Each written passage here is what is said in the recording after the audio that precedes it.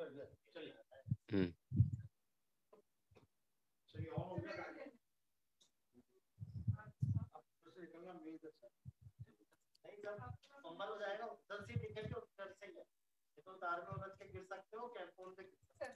Keshav ji better रहेगा, उधर से वहां बैठ जाइए, उधर से आइए।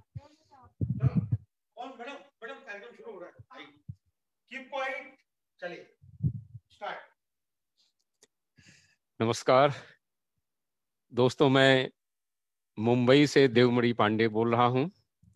लोखंडवाला कविता क्लब के इस आयोजन में आप सब काव्य रसिकों का हार्दिक स्वागत है। आज हम एक ऐसे कवि को याद करने के लिए यहाँ एकत्र हुए हैं जिसने अपनी रचनात्मकता के बल पर हिंदुस्तान क्या पूरी दुनिया में जहाँ जहाँ भी हिंदी बोली पढ़ी और सुनी जाती है वहाँ नाम कमाया। ऐसे थे मंगलेश डबराल जी। सारे मित्र जानते हैं कि साहित्य में, पत्रकारिता में, अनुवाद में और संस्मरण लेखन में उन्होंने अद्भुत काम किया। 2 साल पहले वो मुंबई आए थे, मुंबई में उनका सम्मान हुआ था और मुंबई वाले उनको इतना चाहते हैं कि वो सभागार हाउसफुल हो गया था। मंगलेश जी गदगद थे अपना ये सम्मान, अपना ये स्नेह देख करके। तो आज मुंबई उन्हें भरे दिल से और खुले दिल से याद कर रही है। मैं संस्था के अध्यक्ष केशव राय जी को आमंत्रित कर रहा हूं कि वो कार्यक्रम की प्रस्तावना पेश करेंगे। केशव राय।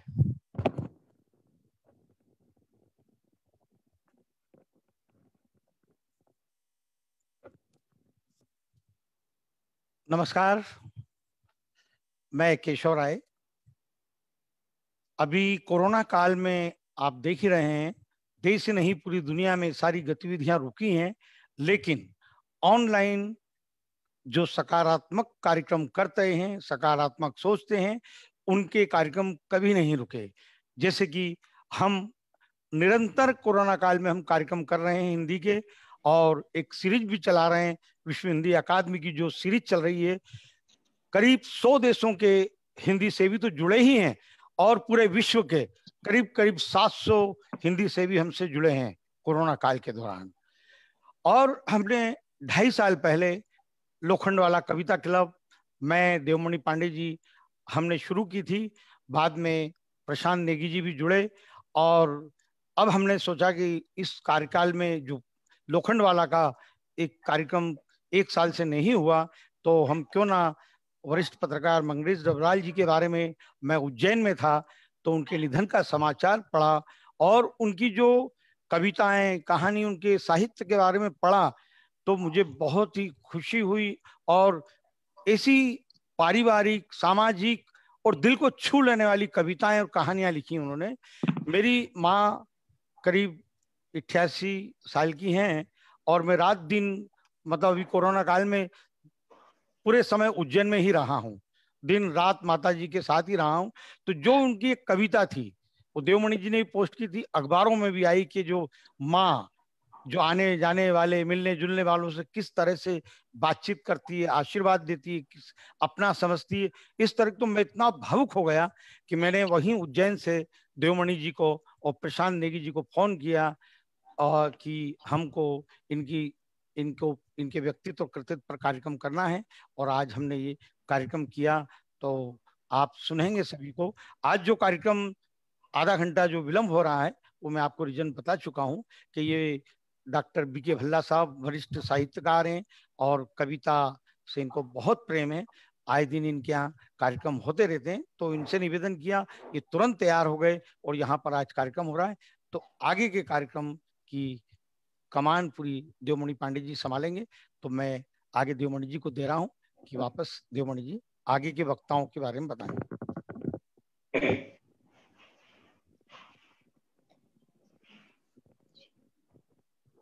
धन्यवाद केशव राय जी। और सबसे पहले मैं ये जानना चाहूँगा कि जूम पर हमारे कौन कौन से वक्ता जुड़ चुके हैं। केशव जी, क्या आप मुझे ये बताएंगे कि डॉक्टर विजय कुमार जी हमसे जुड़ चुके हैं?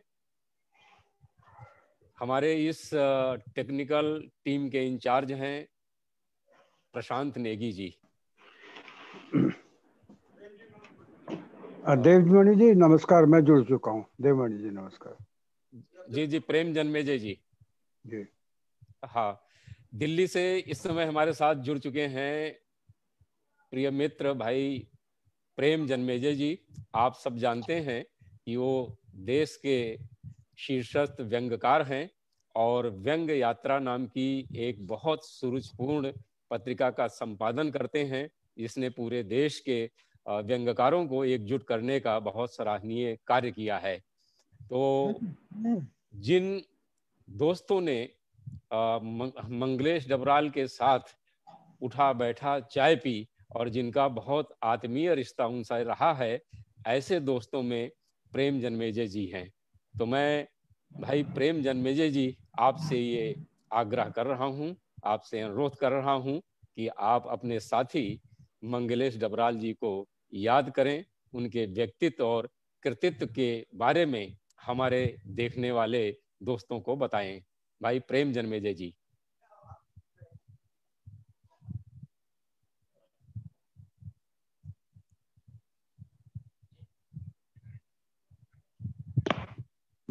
आवाज आ रही है मेरी?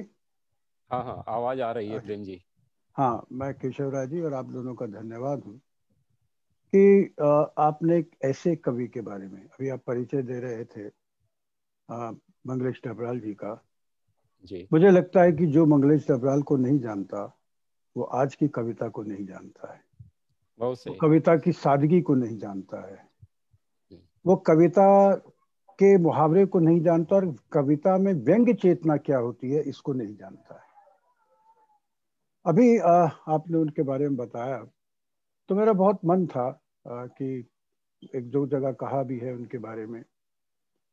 और दूसरा यह है कि जब से वो बीमार रहे उनके बारे में सोचना, और मुझे लग रहा था कि वो बहुत ही जुझारू व्यक्ति हैं और मेरा विश्वास था, मैंने तो लिख भी रहा था कि वो, मुझे विश्वास है कि वो कोरोना का पराजित कराएंगे। पर आज के समय में आ, इतना सब कुछ अनिश्चित हो गया है कि हम जो है अपने कहीं आत्मविश्वास भी खोने लगे हैं। मैं स्वीकार करता हूं कि ये जब उनकी मृत्यु का समाचार सुना तो मेरा आत्मविश्वास डगमगा गया।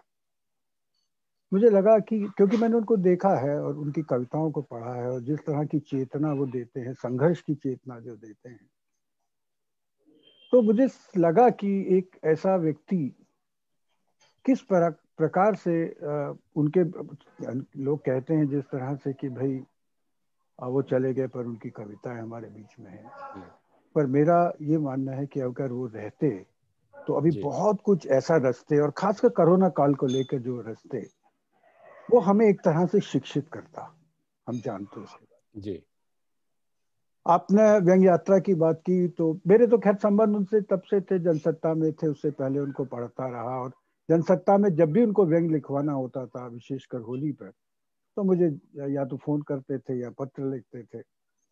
और एक दो बार, और इतनी गहरी व्यंग्य चेतना थी, जैसे ऐसा नहीं था कि जो भी मैंने लिखा कि उसको स्वीकार किया उन्होंने, उस पर चर्चा करते थे। और एक व्यंग्य था, मुझे याद है, जो हमने होलियाने अवार्ड, मतलब जो नेताओं को होली के अवसर पर अवार्ड दिए थे अलग अलग लोगों को, उसमें कुछ में उनकी व्यंग्य को लेकर लगा कि कुछ व्यक्तिगत हो गया, चर्चा हुई थी उनसे काफी। तो जब मैंने व्यंग्य यात्रा निकाली जिसकी चर्चा की 2004 में, तो मैंने उनको एक प्रति भी भेजी और कहा कि मुझे सहयोग चाहिए होगा। तो उन्होंने कहा कि मिलेगा, सहयोग दूंगा मैं। तो उसका तीसरा अंक या चौथा अंक था जो मैंने व्यंग्य कविता हाशिए पर क्यों उसको निकाला, और मुझे व्यंग्य के लिए उनकी कविता चाहिए थी। तो मैंने कहा मैंने बहुत जल्दी आपसे सहयोग मांग लिया, मुझे कुछ आपकी व्यंग्य कविताएं चाहिए, और मुझे मालूम है कि आप बहुत व्यस्त हैं, इस समय लिख नहीं पाएंगे, तो मैं कुछ कविताएं आपकी चुनता हूं और आप मुझे स्वीकृति दें। उन्हें कहा कि व्यंग्य यात्रा तो देख चुके थे कि जो भी आप चुनेंगे वो मुझे स्वीकार्य होगा, क्योंकि आप में मुझसे ज्यादा व्यंग्य की गहरी समझ है। तो मैंने उनसे कहा मुझ में व्यंग्य की गहरी समझ हो सकती है पर कविता की उतनी समझ नहीं है, कविता का तो मैं काखा का भी नहीं जानता हूँ। तो खैर वो बात हुई उनके साथ। और उनकी कविताएं मैंने 3-4 कविताएं प्रकाशित की थी, एक दो छोटे, बहुत अच्छी कविताएं हैं। जैसे अब कालातीत कवि, अब वो भी कालातीत हो गए हैं वैसे तो, पर एक कविता उनकी बड़ी अच्छी व्यंग चेतना से संपन्न है, वो आपके सामने कहना चाहूंगा। कालातीत कवि अपने जीते जी कालातीत हो जाते हैं, एक सुबह वे ये देखकर आश्चर्य में पड़ जाते हैं कि वे काफी बड़े हो गए हैं। एक बार उन्हें अपने से दुगुना चौगुना होते हुए देखा गया है। उनके पाजामे अक्सर छोटे पड़ जाते हैं। अपनी चप्पलें वे छोटे कवियों को दे देते हैं।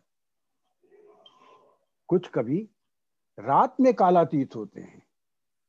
लोग जब सिकुड़े सिमटे गठी बने नींद में दुबके रहते हैं, इन कवियों का कद बढ़ता रहता है। कवि वे इतने बड़े हो जाते हैं कि वे अपने को भी देख नहीं पाते। कुछ कवि अपने बचपन में ही बुजुर्ग हो गए। युवा होते होते उन्हें कालजयी कहा जाने लगा।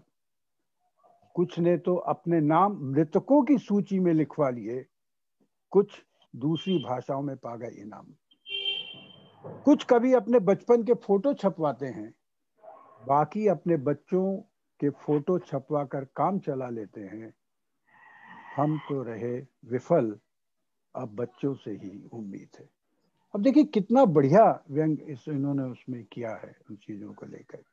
ऐसे ही क्योंकि बहुत चार मतलब कहाँ वो, इसको मैं कहता हूँ आत्मव्यंग भी आप इसको कह सकते हैं।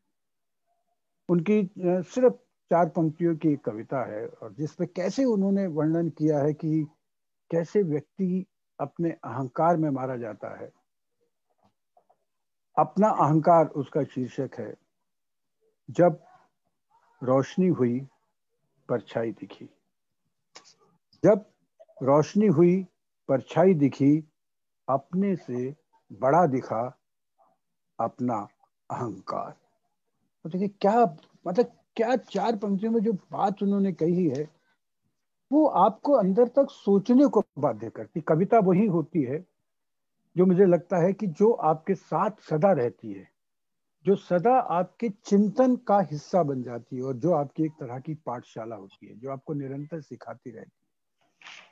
इसीलिए मैं उनको बहुत पसंद करता हूँ, और उनकी व्यंग्य चेतना को खासकर, क्योंकि एक आप मेरा अपना व्यक्तिगत उस तरह का लेखिकी चरित्र बन गया है व्यंग्य की खोज का एक तरह से, और एक संपादक होने के नाते तो निरंतर मेरा जैसे कोई व्यक्ति जो होता है अपनी इच्छा की शक्कर खोरा जो है वो गुड़ तलाशता है, मैं व्यंग तलाशता हूँ। तो मुझे इनकी कविताओं में ये चीजें मिली। और भी बहुत कविताएं हैं, जैसे नृत्य में खांसी करके कविता है जो उन्होंने वो मुझे बहुत अच्छी लगती है। देवेंद्र जी, अगर देवमणि जी अगर समय हो तो मैं उस कविता को पढूं क्या? या जी देवमणि जी, मेरी आवाज आ रही है? जी सर बिल्कुल आप पढ़ सकते। हाँ हाँ पढूं। अच्छा ये है, बहुत बढ़िया। देखिए नृत्य में खांसी। जी। पल्लविनी जी मंच पर नाच रही थी। हाँ। तभी उसे खांसी का दौरा पड़ा। सहम गई पल्लविनी जी। सबसे आगे बैठे थे मंत्री जी, सुविख्यात था जिनका संस्कृति प्रेम। हाँ। पर खांसी खांसने वाले के सिवा किसी को नहीं पहचानती। पर खांसी खांसने वाले के सिवा किसी को नहीं पहचानती। मंत्री जी ने सौम्य शांत दृष्टिपात किया खांसने वाले पर। कई बार देखा सर घुमाकर, दाएं बाएं सभासद तमतमाए उठने को हुए। मंत्री ने इशारे से उन्हें रोका। कोई खांस रहा है बेचारा, पर समझ में नहीं आता कि क्यों। वह कोई संस्कृति विरोधी तो होगा नहीं, वह कोई संस्कृति विरोधी तो होगा नहीं। खांसने वाला भाग निकला, खुले में खांसना हर तरह से बेहतर। अब देखिए आखिर में 3 पंक्तियां हैं। खांसी मनुष्य को नृत्य से दूर करती है। क्या बात। खांसी मनुष्य को मंत्री से दूर करती है। खांसी मनुष्य को दूर करती है संस्कृति से। वाह वाह वाह, तो खांसी को लेके क्या गजब, मतलब आप देखिए, और बड़े सहज भाव से वो बात कहते हैं। मतलब ये कहता हूँ एक सहज भाषा के कवि हैं, कहीं पर भी वो आपको उलझाते नहीं है।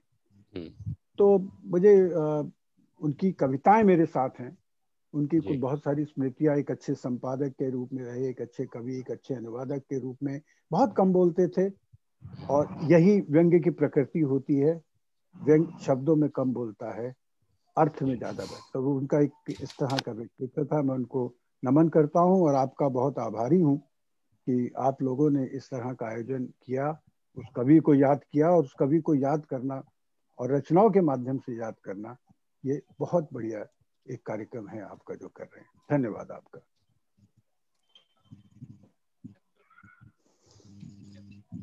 धन्यवाद प्रेम जन्मेजय जी।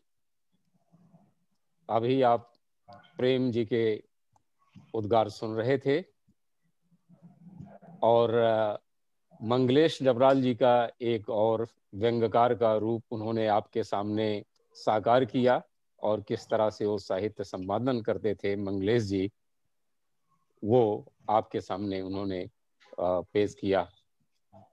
दोस्तों, छोटी छोटी कविताओं के माध्यम से प्रेम जी ने बताया कि कैसे वह लोगों के अंतर्मन को छू लेते थे।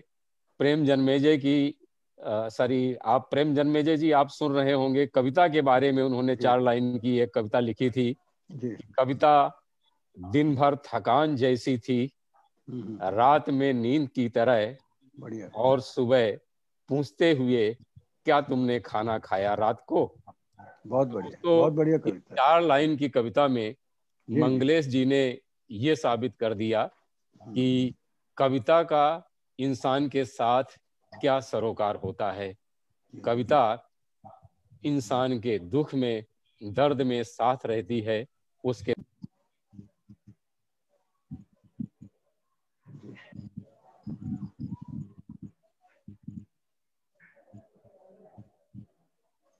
हेलो,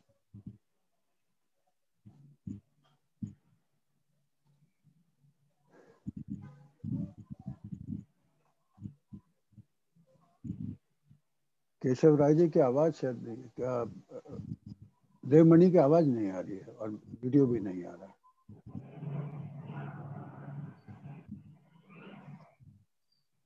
जी अब आ गया। जी हाँ, आवाज नहीं आ रही देवमणि आपकी।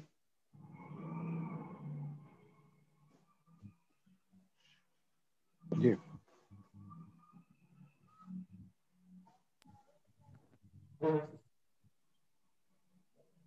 प्रेम जी आवाज आ रही है? अब आ रही जी।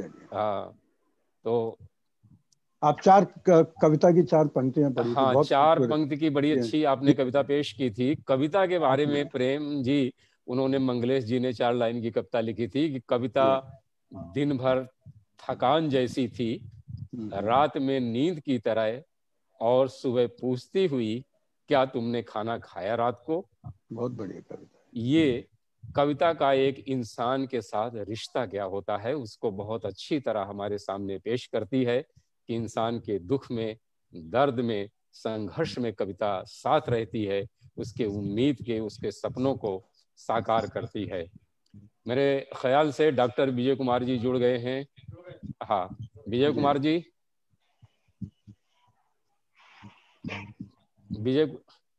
विजय कुमार जी की आवाज अभी मुझे नहीं सुनाई पड़ी। मेरी आवाज आ रही है आपको? हाँ विजय कुमार जी, अभी आपकी आवाज आई। विजय कुमार जी नमस्कार। मैं प्रेम जन्मेजय। हाँ, विजय कुमार जी, अभी अभी प्रेम जन्मेजय जी ने दिल्ली से अपनी बात कही और मंगलेश जी के व्यक्तित्व और कृतित्व के बारे में बड़ी अच्छी बातें की। हमारे मुंबई शहर में मंगलेश जी के कई बड़े अच्छे मित्र हैं। उनमें एक मित्र हैं डॉक्टर विजय कुमार जी। विजय कुमार जी, हम सब जानते हैं कि हम जब कॉलेज में थे तो उनका पहला काव्य संकलन आया था पहाड़ पर लालटेन, और चारों तरफ धूम मच गई थी। तो आप तो शुरू से ही उनकी कविता यात्रा के साक्षी रहे हैं। तो मैं चाहता हूं, आपसे अनुरोध कर रहा हूं कि आप मंगलेश जी की जो कविता की यात्रा रही है आपने वो भी देखा है, और मंगलेश जी का जो गद्य लेखन रहा है, जो विश्व के रचनाकारों का अनुवाद कर रहा है, वो भी देखा है। तो आप कृपया उनकी रचनात्मकता के बारे में हम सबको बताएं। आदरणीय विजय कुमार जी। नमस्कार पांडे जी, नमस्कार केशव राय जी। मैं आप सब लोगों को धन्यवाद देता हूं कि आप लोगों ने मंगलेश डबराल की स्मृति में एक कार्यक्रम आयोजित किया है। कोरोना के इस समय में जब आपस में मिलना जुलना दूभर है, मंगलेश डबराल के निधन पर सोशल मीडिया में जितनी बड़ी संख्या में लोगों ने उन्हें प्यार से याद किया, एक अपना शोक प्रकट किया, शोकांजलि दी, वो मैं समझता हूं कि हमारे समय की एक उल्लेखनीय घटना है। मंगलेश जी का जाना तो सभी को है, सब एक न एक दिन जाएंगे, पर एक समाज अपने रचनाकार को इस तरह याद करे तो वो एक बेहद निराशाजनक समय में भी आस्था का एक संदर्भ बनता है। मंगलेश जी का जाना उस पीढ़ी के बारे में हमें याद दिलाता है जो इमरजेंसी के बाद हिंदी कविता में उभरी और उसने कविता के दृश्य में एक आमूलचूल परिवर्तन किया। स्वतंत्रता के बाद मंगलेश आधुनिक हिंदी कवियों की उस परंपरा की एक सशक्त कड़ी थे जो पत्रकारिता और कविता दोनों के मिले जुले संदर्भों के साथ विकसित हुए। वो रणवीर आ रहा है, रणवीर आ रहा है, मैंने कहा था ना। हाँ। श्रीकांत वर्मा, सर्वेश्वर आदि। मंगलेश का व्यक्तित्व 80 के दशक में उभरी उस पीढ़ी में अपने समकालीनों के साथ होते हुए भी उनसे कई अर्थों में अलग था। उन्हें याद करना, पिछले 4 दशकों में घटे उस परिदृश्य को याद करना है जिसमें हमारे सामाजिक, आर्थिक, सांस्कृतिक बहुत सारे बड़े बड़े बदलाव हुए हैं और उसी के साथ हमारे लेखिकी परिदृश्य में भी बहुत सारे बड़े बदलाव हुए हैं। उस नई जमीन की बानगी है मंगलेश का रचना संसार। मैं तो ये भी कहूँगा कि कॉरपोरेट समय में एक कवि के होने के क्या मायने हैं, उसके कवि संसार को हम किस तरह से देखें। आज के संदर्भ में तो और भी ज्यादा, जब कृषि की आंचलिक आत्मनिर्भरता को उजाड़ कर एक केंद्रीय कॉरपोरेट मुनाफे को वरीयता दी जा रही है, ऐसे संदर्भ में मंगलेश की कविता की ओर आना, उनके सरोकारों को देखना, मैं समझता हूँ कि बहुत महत्वपूर्ण है। मैं मंगलेश जी की कुछ बातों को आपके सामने रखना चाहूंगा। मंगलेश जी की कविता इस समय और स्थितियों की कविता तो है ही, वो आधुनिकता, ट्रांजिशन, बदलाव, रूपांतरण और एक व्यक्ति के अंतर जगत में घटित होते परिवर्तनों की कविता है। एक केंद्रीय उद्योग की व्यवस्था, भारी उद्योग लग रहे हैं जहां परंपरागत ढांचे को तोड़ दिया जा रहा है, वहां बहुत सारे बेजुबान लोगों का विस्थापन हो रहा है, उनकी बेचारगी है, गरीबी है, अजनबीपन है, भूख है।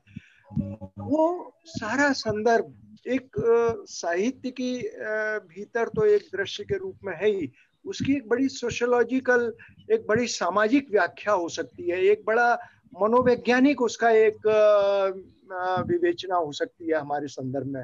मंगलेश की जब पहला कविता संग्रह आया पहाड़ पर लालटेन, तो वो सबसे बड़ी बात हिंदी कविता में ये घटित हुई उस संग्रह के बहाने कि वो अनुभव की स्थानिकता का संग्रह था।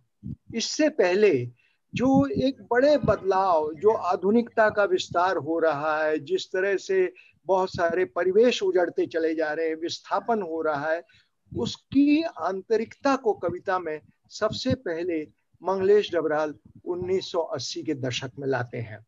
मंगलेश की कविता में पहाड़ है, उसका परिवेश है, उसकी आंतरिकता है, कृषि से उद्योग और भारी कॉरपोरेट उद्योग की ओर आने का जो रूपांतरण है, उसमें एक समूची संकटग्रस्त नई युवा पीढ़ी का दर्द है, उनका विघटन है। वे रोजगार की तलाश में पहाड़ों से, अपने आंचलिक परिवेश से उजड़ कर, विस्थापित होकर महानगरों की ओर आ रहे हैं। वो एक यांत्रिकता को महसूस कर रहे हैं, उनके भीतर एक एकाकीपन बढ़ रहा है। और भौतिक परिवेश से सांस्कृतिक बदलाव तक की जो एक ये बड़ी जटिल यात्रा है, इसको मंगलेश सामाजिक, आर्थिक, सांस्कृतिक, मनोवैज्ञानिक विस्थापन के आशय के साथ अपनी कविता में लाते हैं। उनकी कविता में गहरी उदासी है, एक अवसाद है। और इससे पहले राजनीति और कविता के संबंध इस तरह से नहीं थे। हम देखते थे कि 80 के दशक में जो ये कविता की पीढ़ी आई, इससे पहले राजनीति के बहुत सारे मुहावरे आते थे, भड़कीली मुद्राएं थी, राजनीतिक बयानबाजी थी। लेकिन राजनीतिक घटनाक्रम के आभ्यंतरीकरण, उसके इंटरनलाइजेशन की जो सच्चाई है, उसको पहली बार हम लोग मंगलेश डबराल की कविता में देखते हैं। मंगलेश का संसार बाहर की सच्चाइयों और मनुष्य के आंतरिक जगत के मिलन बिंदुओं की हकीकत का संसार है, जहां जीवन, रोमान और प्रतिबद्धता दोनों एक दूसरे के साथ मिल चुके हैं। इससे पहले ये होता था कई बार कि प्रतिबद्धता के बहुत स्थूल और इकहरे अर्थ बनते थे, उनको मंगलेश की कविता तोड़ती है। उनका यथार्थ बहुआयामी है, जटिल है, उसमें अदृश्य सूक्ष्म जीवन शक्तियों के अंकन है। मैं कई बार सोचता हूँ कि मंगलेश शायद समकालीन दृश्य में, वो जो एक पीढ़ी आई 80 के दशक में, उसमें सबसे अधिक विजुअल्स के कवि हैं। उनके यहाँ जो भी दृश्य संसार है वो बहुत घने सघन रूप से बहुत सारे विजुअल्स के साथ आता है। जैसे मैं उनकी कविता की पंक्ति सुनाऊं, यहाँ तक आते आते मैंने भूख के बारे में सोचा, जो दिन में 3 बार लगती थी, और चाहती थी थोड़ा सा अन्न, कर जाती थी थोड़ा सा पराजित, हर बार एक स्वप्न दब जाता था उसके नीचे, चेहरे पर, आंखों में, पूरी देह में, वो हर जगह दिखती थी गुर्राती हुई, मांगती हुई इच्छा का रक्त। तो ये जो एक व्यक्ति है जिसका साइकोसिस्टम किस तरह से प्रभावित होता है बाहर के बड़े बदलावों से, उसका अकेलापन क्या है, उसकी बेचारगी क्या है, उसकी विवशताएं क्या हैं।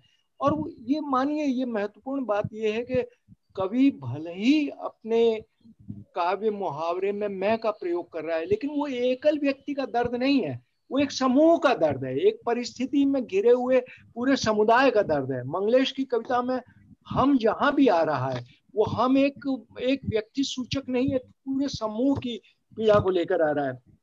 मैं समझता हूँ कि भाषा का ये रूप, ये सघनता, यथार्थ का ये धरातल, ये बिंबात्मकता, अस्तित्व की ये ऑर्गेनिक सच्चाई, एक दूसरे से जुड़ी हुई परस्पर संबद्ध बहुत सारी बातें, उनके आयाम, ये इस प्रकार की सारी सच्चाई को एक लिरिकलिटी के साथ, एक तरलता के साथ लाना, ये मंगलेश के काव्य रूप की एक बहुत बड़ी सफलता थी। मूल बात होती है किसी परिप्रेक्ष्य की। मंगलेश ने अपनी कविता में बहुत स्थूल राजनीतिक चित्रण को जगह नहीं दी है। मंगलेश के यहाँ बहुत सांकेतिक रूप में आते हैं, लेकिन उनकी भाषा में जो एक वातावरण बुना जाता है, जैसे बहुत छोटी छोटी चीजों के, हरकतों के, दृश्यों के, घटनाओं के, प्रसंगों के जो चित्र उभरते हैं एक दूसरे से जुड़े हुए, वो एक समूचे वातावरण को रचते हैं, वो एक एम्बियंस को रचते हैं। मुझे ये बात बहुत महत्वपूर्ण लगती है कि एक कवि जीवन भर विषय वस्तु से ज्यादा एम्बियंस के वातावरण का कवि हो। वो जो भी थीम उठा रहा हो, वो जो भी विषय को उठा रहा हो, वहां एक वातावरण निर्मित होता हो। और देखे जाए तो उस एक कविता से दूसरी कविता तक का जो उसका वातावरण है, उसकी अंतर्लय बहुत महत्वपूर्ण है, उसके आपस में जुड़े हुए सूत्र एक दूसरे से बहुत महत्वपूर्ण बन जाते हैं, वो एक समग्र चित्र को रखते हैं। तो दूसरी बात एक और मैं मंगलेश जी के साथ कहूंगा कि विस्थापन की सच्चाई का जो दर्द वो 80 के दशक की पीढ़ी की कविता में उभरता है। उसमें एक बहुत महत्वपूर्ण बात मंगलेश के यहाँ उभरती है, स्मृति। स्मृति की भूमिका क्या है? एक व्यक्ति जो अपने परिवेश से बाहर कर दिया गया है, जो छूट आया है, बाहर आ गया है, मजबूरी में रोजगार की तलाश में वो दूसरे केंद्रों की ओर आ रहा है, वहां क्या वो सिर्फ एक यंत्र बनकर रह जाएगा या वो एक जीवित मनुष्य है? अगर वो जीवित मनुष्य है तो उसके भीतर सुख दुख है, उसका राग है, उसकी स्मृति है, उसका रोमान है, उसकी पुरानी बातों के साथ जुड़ा हुआ एक संसार है। ये सारी चीजें एक जीवित मनुष्य के संसार को रचती हैं। कविता घटनाओं की रिपोर्ट नहीं होती, कविता उस व्यक्ति की आंतरिक सघनता के बहुत सारे सूत्रों को हमारे सामने रखती है, और इसीलिए हम किसी भी ऐसी कविता को बार बार पढ़ना चाहते हैं, उनके उन अर्थों को देखना चाहते हैं, उन संकेतों को समझना चाहते हैं जो एक चित्र से दूसरे चित्र तक, एक बात से दूसरी बात तक, एक अनुगुंज से दूसरी अनुगुंज तक, एक बिंब से दूसरे बिंब तक चली आती है। तो ये जो एक खास तरह का स्थानिकता का अर्थ है, जिसमें आप देखेंगे मंगलेश ने घर जैसी कविता लिखी, जिसमें वो ये कहते हैं कि पिता का एक संदूक है, दादा का एक संदूक है, घर उजड़ रहा है, काई लगी दीवारें हैं, पिता जो है रोज पोस्ट ऑफिस जाते हैं किसी चिट्ठी का इंतजार करते हुए और लौट आते हैं, उनके हाथ पैरों में दर्द है। ये जो एक उजड़ रहा है परिवेश, ये जो एक बाहर की पूरी एक केंद्रीयता उस स्थानिकता को लीन लेना चाहती है, इसके दर्द की कविता एक वो हमारे समय की एक बहुत बड़ी कविता बन जाती है। दूसरी बात मैं मंगलेश जी की कविता के बारे में मुझे लगता है, मैंने जब मंगलेश जी का संग्रह आया था पहाड़ पर लालटेन 1981 में, और 1986 में मेरी एक किताब आई थी साठोत्तरी कविता की परिवर्तित दिशाएं, उसमें मंगलेश जी पर मैंने पूरा एक चैप्टर लिखा था। तो मैं ये देख रहा था कि कैसे उस दौर में कविता बदल रही थी, वो भूख को स्वप्न से जोड़ रही थी, इच्छा को ऊब से जोड़ रही थी, उम्मीदों को शहर से जोड़ रही थी, और स्मृतियों को उजड़े हुए दृश्यों से जोड़ रही थी। तो ये जो ट्रांजिशन था, एक सोशल ट्रांजिशन हमारी समाज व्यवस्था में, हमारे मनोविज्ञान में, हमारे कल्चरल ईडियम में, उसको मंगलेश जी बहुत सघन रूप से एक संवेग मूलक यथार्थ के साथ, जो बहुत स्थूल नहीं, बहुत सूक्ष्म है, मनुष्य के मनोभावों से जुड़ा हुआ है, जिसमें वेदना है पर रूमानी आवेश नहीं है, वो शायद आज की आधुनिक संवेदना में चीजों को तटस्थता से देखने का वो रूप, वो समकालीन कविता में लगभग एक नई भंगिमा थी। ये वर्तमान से, ये रोमांटिसिज्म वर्तमान से दूर भागना नहीं है, ये स्मृति का एक कोई व्यक्तिगत राग नहीं है, ये स्मृति वर्तमान में एक जीवन शक्ति है। स्मृति यहाँ अतीतोन्मुखता होते हुए भी उसका बायोलॉजिकल और साइकोलॉजिकल महत्व है, उसकी एक छूटी हुई दुनिया में क्या अर्थ बनते हैं। देखिए मंगलेश जी की पंक्तियां हैं, कई बच्चे बड़े हुए इस घर में, गिरते पड़ते आखिर, खाने पकाने की खोज में, खाने कमाने की खोज में तितर बितर होते हुए, यहाँ कुछ मौतें हुई, कुछ स्त्रियां रोई इस तरह कि उनका बस सुबकना सुनाई दे, कुछ बहुत पुरानी चीजें अब भी बजती हैं घर में। ये उस परिवेश की कविता है जो उजाड़ दिया जा रहा है, जो विकास के नाम पर एक खत्म किया जा रहा है, जहाँ बहुत सारी अनसुनी आवाजें हैं, जहाँ बहुत सारे ऐसे दृश्य हैं जो अनरजिस्टर्ड हैं। एक कवि का काम उन दृश्यों को लगभग अपनी कविता में दर्ज करना है, जो पहाड़ी प्रदेश या कोई भी आंचलिक प्रदेश, मंगलेश तो एक प्रतीक है, मैं कहता हूँ कि ऐसे तमाम आंचलिक परिवेश हैं जो एक केंद्रीकृत व्यवस्था के सामने लगातार नष्ट होते चले गए। और जब हमारे साहित्य का कोई सांस्कृतिक इतिहास लिखा जाएगा अनेक वर्षों बाद, तो उसमें सामाजिक और आर्थिक बदलावों के साथ मनोवैज्ञानिक और साहित्यिक परिदृश्य कैसे बदल रहे थे, इनकी कुछ बहुत गहरे अध्ययन होंगे। अभी तो मंगलेश जैसे लोगों की कविता के द्वारा हम देख रहे हैं कि वो सूक्ष्म बदलाव की प्रक्रिया क्या थी। दूसरी चीज मैं एक और कहना चाहता हूँ कि मंगलेश की कविताओं में छोटे छोटे चित्र हैं, छोटे छोटे चित्रों के समुच्चय हैं, लेकिन उन दृश्यों में, उन चित्रों में जो संकेत हैं वो बहुत गहरे हैं। उनकी कविता में देखिए सन्नाटा है, बर्फ का गिरना है, झड़ते हुए पत्ते हैं, पगडंडियां हैं, रात है, चेहरे हैं, पत्थरों की खामोशी है, पक्षियों की कतार है, पानी की खोज है, खिड़कियों के पार की आवाजें हैं, थकन है, नींद है, मृत्यु का आगमन है, स्त्रियों के विलाप हैं, पोटलियां हैं जिनमें भविष्य बंद है, थरथराते हुए हाथ है, कीचड़ और खून है, दीमके लगी हुई घर की दीवारें हैं, दादा का काठ का संदूक है, दिन भर लकड़ी ढोकर आग जलाती हुई माँ है, डाक खाने से चिट्ठी का इंतजार करके लौटते हुए पिता है, एक स्त्री का दिन भर के कामकाज के बाद थक कर सो जाना है, समय के बीतने की गति है, भूख और भोजन की गर्म खुशबू है, सपनों की तरह जली हुई जमीन है, असंख्य तारीखें हैं और सपने हैं। तो आप ये बताइए कि एक कवि बहुत दिनचर्या के इन छोटे चित्रों से एक पूरे समय को दर्ज कर रहा है, उसमें कोई फलसफाना अंदाज नहीं है, वो सिर्फ एक बहुत ऑर्गेनिक, एक दूसरे से जुड़ी हुई बहुत ही सघन सच्चाइयों के चित्रों को रख रहा है। वहाँ पहाड़ी प्रदेश के बर्फीले जंगल हैं, स्याह घाटियां हैं, रोशनी के रूप हैं, सुनसान पगडंडियां हैं, बर्फ का गिरना है। बर्फ मंगलेश की कविताओं में इतनी बार और इतनी तरह से चित्रित हुई है, उसके बर्फ के मनुष्य के अस्तित्व से, उसकी संवेदना से क्या संबंध बन रहे हैं, इनकी अपने आप में एक खोज हो सकती है। उस पर मैं तो समझता हूँ कि पूरा का पूरा एक चैप्टर लिखा जा सकता है कि बहुत सारा परिवेश हमारे मनोभावों के साथ किस तरह अपने अर्थों को बनाता है। उनके यहाँ अनुभव के पढ़ते हैं, जैसे मैं कुछ पंक्तियां पढ़ता हूँ। सबसे ज्यादा खामोश चीज है बर्फ, उसके साथ लिपटी होती है उसकी खामोशी, वो तमाम आवाजों पर एक साथ गिरती है, एक पूरी दुनिया उसके कोहराम को ढांकती हुई।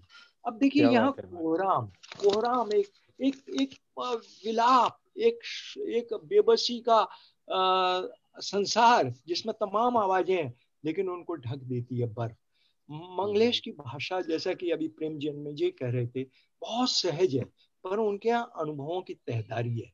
इस सहज भाषा में गहरे अनुभवों को लाना, उनकी परतों को बुनना, एक सरल दृश्य, घटना, संदर्भ, स्मृति भी कैसे उनके यहाँ सघन बन जाती है, बहुआयामी बन जाती है, मल्टीलेटरल सच्चाई बन जाती है। स्वप्न और वास्तविकता के वो मिलन बिंदु क्या है, इसकी बारीकियां मंगलेश की कविता में अपने किसी भी दूसरे समकालीन से कहीं अधिक है। घर की याद, घर का रास्ता, पीछे लौटने की इच्छा, आगे बढ़ने की विवशता, ये सारे द्वंद्व, निजी और सार्वजनिक के युग्म, सबसे अच्छी तारीख, उनकी एक कविता है सबसे अच्छी तारीख। तो एक व्यक्ति है, शहर में आया है रोजगार की तलाश में, उन तारीखों को याद कर रहा है, उस तारीखों में उसके दुख सुख हैं, उसके स्वप्न है, उसकी स्मृतियां हैं, उसकी बेबसी है, उसका रोदन है। हर तारीख उसके लिए एक अर्थ रखती है। मंगलेश की अगर ऐसी कविताओं को हम देखें तो सचमुच ये लगता है कि उन्होंने किस तरह से हिंदी कविता में बहुत छोटे छोटे संदर्भों को किस तरह से उन्होंने बुना है और उन्हें एक बड़ी अर्थवत्ता दी है। मैं जैसे एक उनकी कविता, खैर यहाँ शायद बहुत विस्तार हो जाएगा, मैं बहुत अधिक बात अगर आपके सामने हो तो एक कविता पढ़ दीजिए आप। मैं उनकी एक कविता पढ़ देना चाहता हूँ मैं फिलहाल। और उसके बाद कुछ और कविताएं हम सुनवाएंगे, हमारे कुछ साथी यहाँ स्टूडियो मौजूद हैं। नारायण जी ने मंगलेश की एक कविता के बारे में बहुत खूबसूरत टिप्पणी की है। मंगलेश की एक कविता है ब्रेख्त और निराला। तो वो इस तरह शुरू होती है कि सपने में देखा कोई घर था, कुर्सियां रखी हुई थी बहुत पुरानी, बैठे थे उन पर बर्तोल ब्रेख्त और निराला, सुना रहे थे कविता एक दूसरे को। और उस कविता का अंत इस तरह होता है, कहा निराला ने जनता की ही तरह कविता की मुक्ति जरूरी है, बोले ब्रेख्त जनता की मुक्ति में कविता बची हुई है। दो महाकवि मिले गले, फिर मिलते हैं, सपने में जाते दिखे दोनों ऐसे, जैसे जीवन में साथ रहा हो बरसों से। तो बहुत बढ़िया, बहुत बढ़िया, बहुत बढ़िया, बहुत बढ़िया। को एक ठोस सामने दिखते हुए संसार को स्वप्न के साथ जिस तरह से जोड़ते हैं, एक बड़ी सच्चाई का एक जटिल रूप बनाते हैं और बहुत सहज शब्दों में बनाते हैं। उनकी कविता अंतिम पंक्ति तक बैठे हुए श्रोता तक भी जाती है, अपने अर्थ को कन्वे करती है।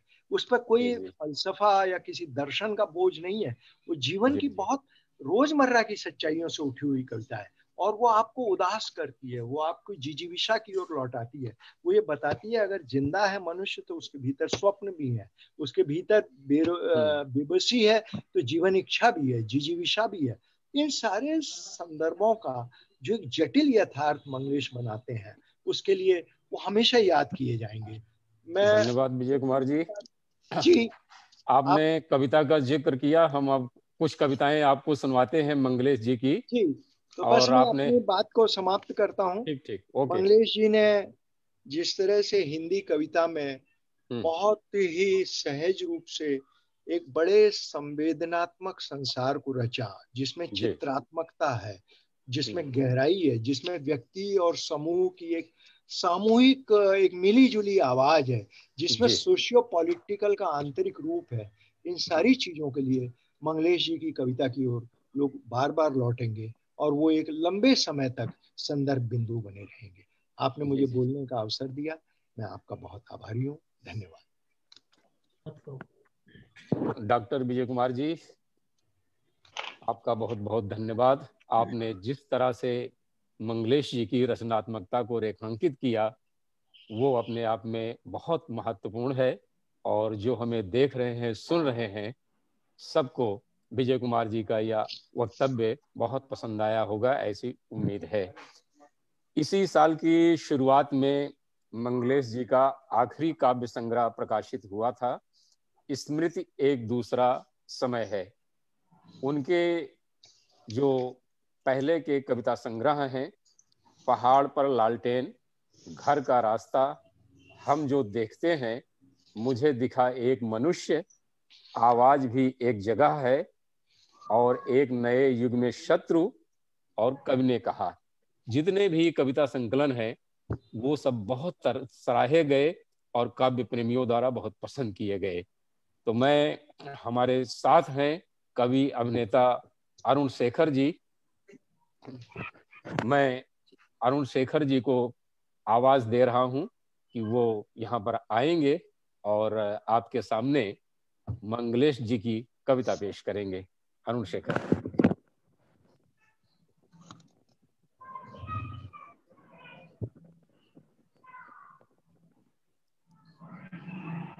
नमस्कार आप सभी को।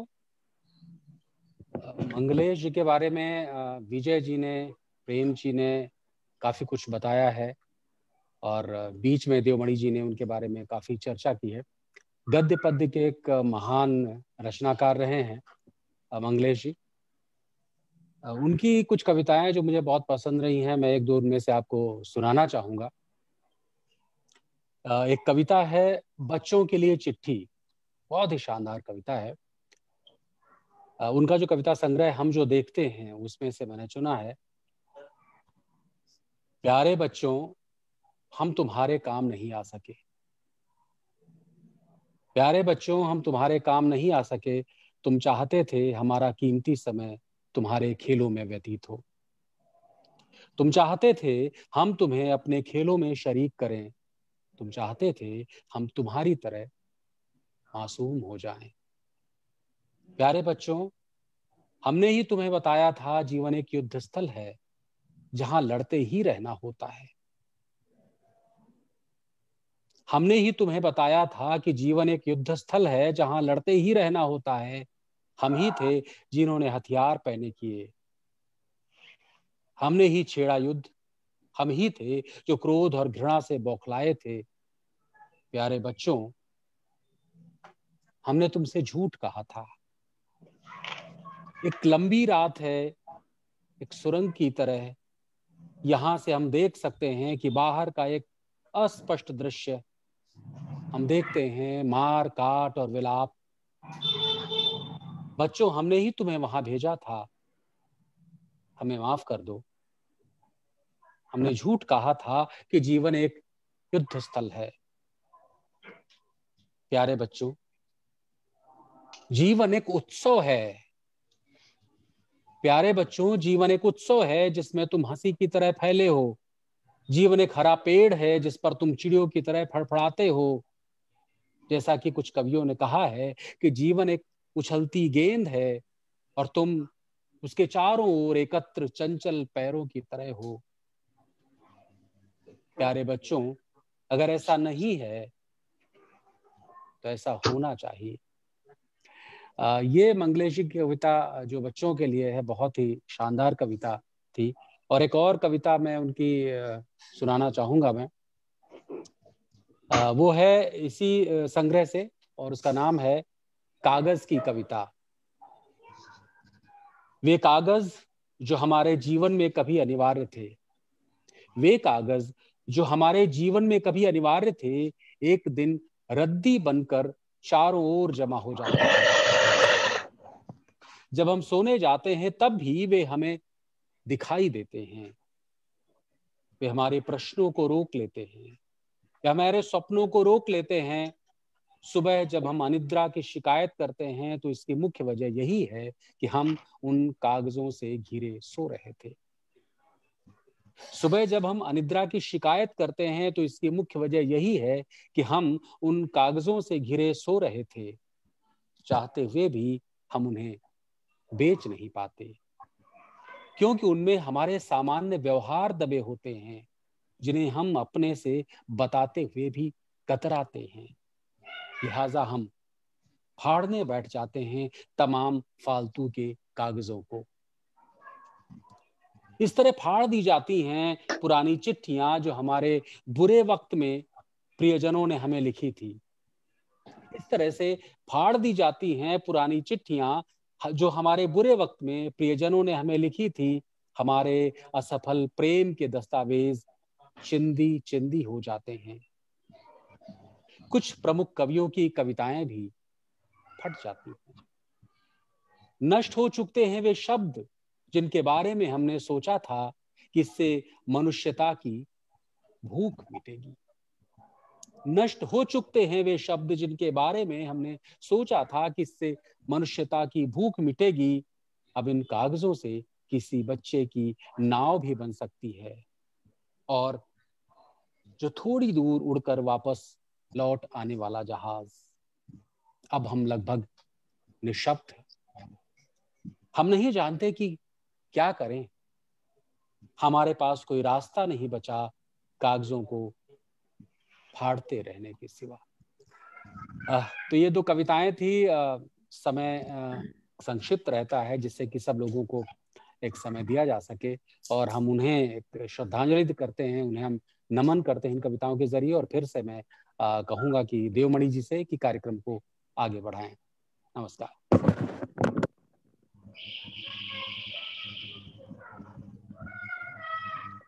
अभी आप फोन बोल रहे, किनसे बात हो रही है, आप बात कीजिए। कवि अभिनेता अरुण शेखर जी से आदरणीय मंगलेश डबराल जी की कविता सुन रहे थे। दोस्तों, आप सबको पता है कि 9 दिसंबर को आदरणीय मंगलेश डबराल जी का निधन हुआ और हम सब उन्हें याद कर रहे हैं, उनकी रचनात्मकता को, उनके व्यक्तित्व को, कृतित्व को याद कर रहे हैं। और इस यात्रा में पूरे देश से हमारे साथ जो है लोग जुड़े हुए हैं। मुंबई से कई साथी हैं, दिल्ली से भी हैं, बिहार और लखनऊ और कानपुर से भी लोग जुड़े हुए हैं। मैं अपने सभी इन दोस्तों का आभार व्यक्त करता हूं। दोस्तों, इसी तरह आप जुड़े रहिए अंत तक हमारे साथ। हमारे इस कार्यक्रम के संयोजक हैं doctor VK Bhalla. VK Bhalla ji बहुत अच्छे कवि हैं। उनकी जो है कविता की कई किताबें प्रकाशित हो चुकी हैं और आज यह कार्यक्रम उन्हीं के सौजन्य से हम आप सबके सामने प्रेस कर रहे हैं। मैं डॉक्टर वीके भल्ला जी को आमंत्रित कर रहा हूं कि वो आपके सामने आए और 2 शब्द कहें, अपनी भावनाओं का इजहार करें। डॉक्टर वीके भल्ला, आइए।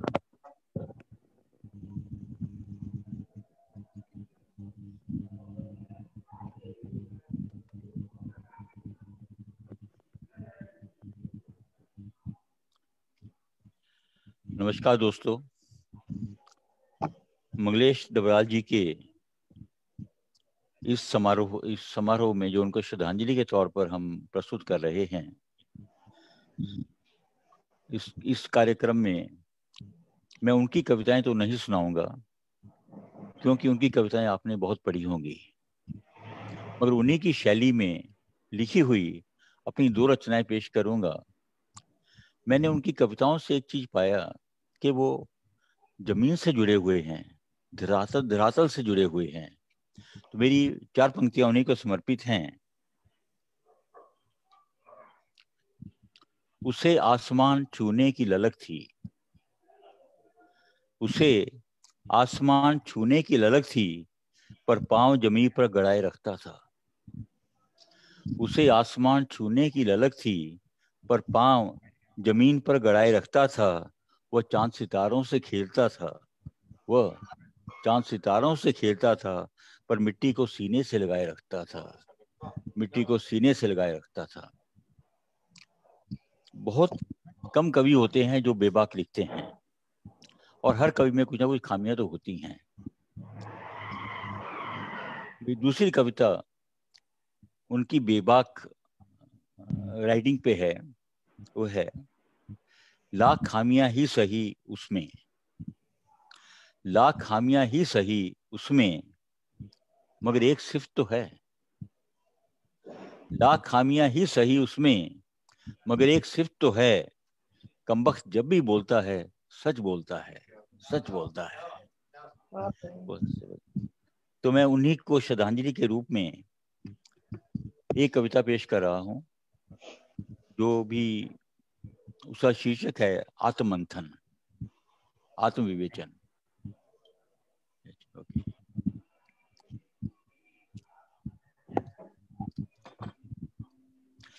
कभी कभी मैं सोचता हूं कि मैं क्या हूं, कभी कभी मैं सोचता हूं कि मैं क्या हूं, अदम्य वासनाओं का पुतला या आदर्शों का प्रतिरूप। कभी कभी मैं सोचता हूं कि मैं क्या हूं, अदम्य वासनाओं का पुतला या आदर्शों का प्रतिरूप। लगता है मैं दोनों ही हूं, इसलिए मैं कुछ भी नहीं हूं। लगता है मैं दोनों ही हूं, इसलिए मैं कुछ भी नहीं हूं। मैंने अपने पड़ोस में कई बार उदन सुना, मैंने अपने पड़ोस में कई बार उदन सुना, पर मैं सांत्वना देने का साहस न जुटा पाया, क्योंकि जो लोग उसके रुदन के कारण थे वे मुझसे अधिक बलशाली थे। जो लोग उसके रुदन के कारण थे वे मुझसे अधिक बलशाली थे। मैं डरता था कहीं वो कुपित होकर मेरा सुख, मेरा चैन, मेरा ऐश्वर्य, मेरा वैभव न छीन लें। मेरे आदर्शों की प्रतिध्वनि मेरी वासनाओं के बोझ तले दबती रही। मेरे आदर्शों की प्रतिध्वनि मेरी वासनाओं के बोझ तले दबती रही, कसमसाती रही। मैंने कई बार अन्याय के विरुद्ध आवाज उठानी चाहिए, मैंने कई बार अन्याय के विरुद्ध आवाज उठानी चाहिए, पर मेरे मुंह से एक शब्द भी ना निकला। मैंने न जाने कितनी बार अत्याचार के विरोध में रोष प्रकट करते हुए अपूर्व जनसमूह के साथ कदम बढ़ाने चाहे, पर मेरा कदम एक कदम भी ना आगे निकला, पर मेरा पग एक कदम भी आगे ना निकला। और मैं असहाय सहा इनकलाब जिंदाबाद के नारे लगाते हुए उस जनसमूह को देखता रहा, निहारता रहा, जड़वत। मेरे आदर्श आंखों में विवशता का भाव लिए मुझे घूरते रहे, और मेरी वासनाएं मेरा मजाक उड़ाती रही, और मेरी वासनाएं मेरा मजाक उड़ाती रही।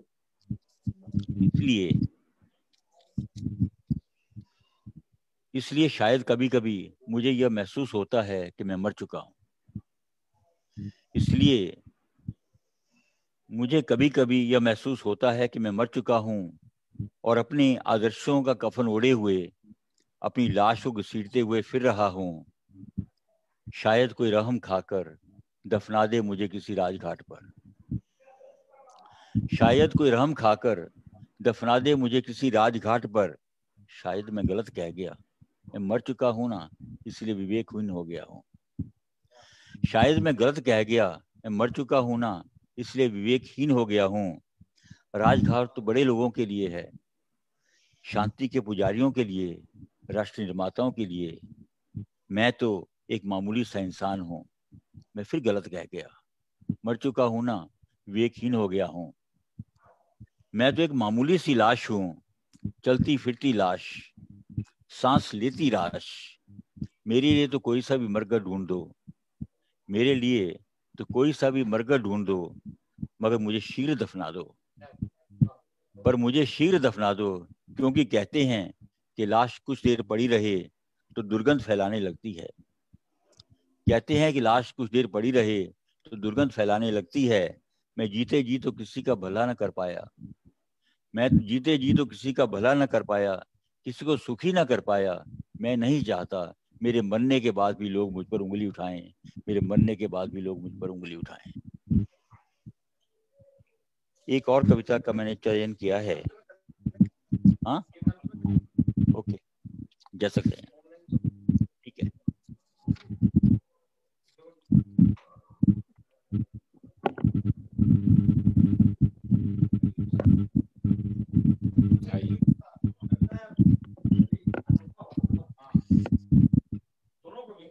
अभी डॉक्टर वीके भल्ला साहब आपके सामने थे और इंसानी जीवन के क्या उजले पक्ष हैं, क्या स्याह पक्ष है, क्या उसका संघर्ष है, क्या सोच है, वो अपनी कविता के माध्यम से आपके सामने पेश कर रहे थे।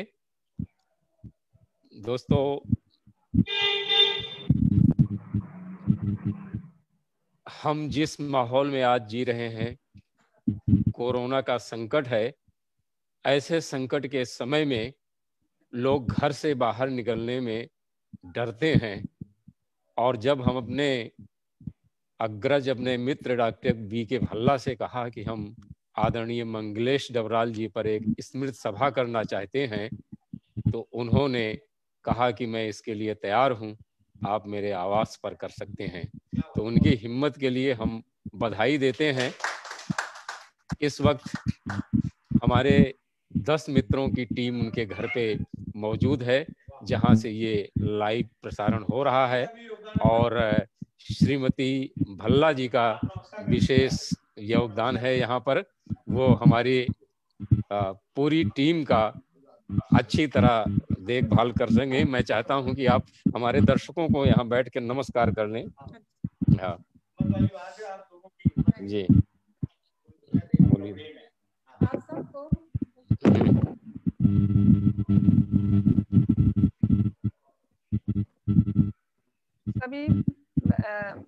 सभी को मेरा हार्दिक नमस्कार है। मैं मिसेस भल्ला यहाँ से बोल रही हूँ।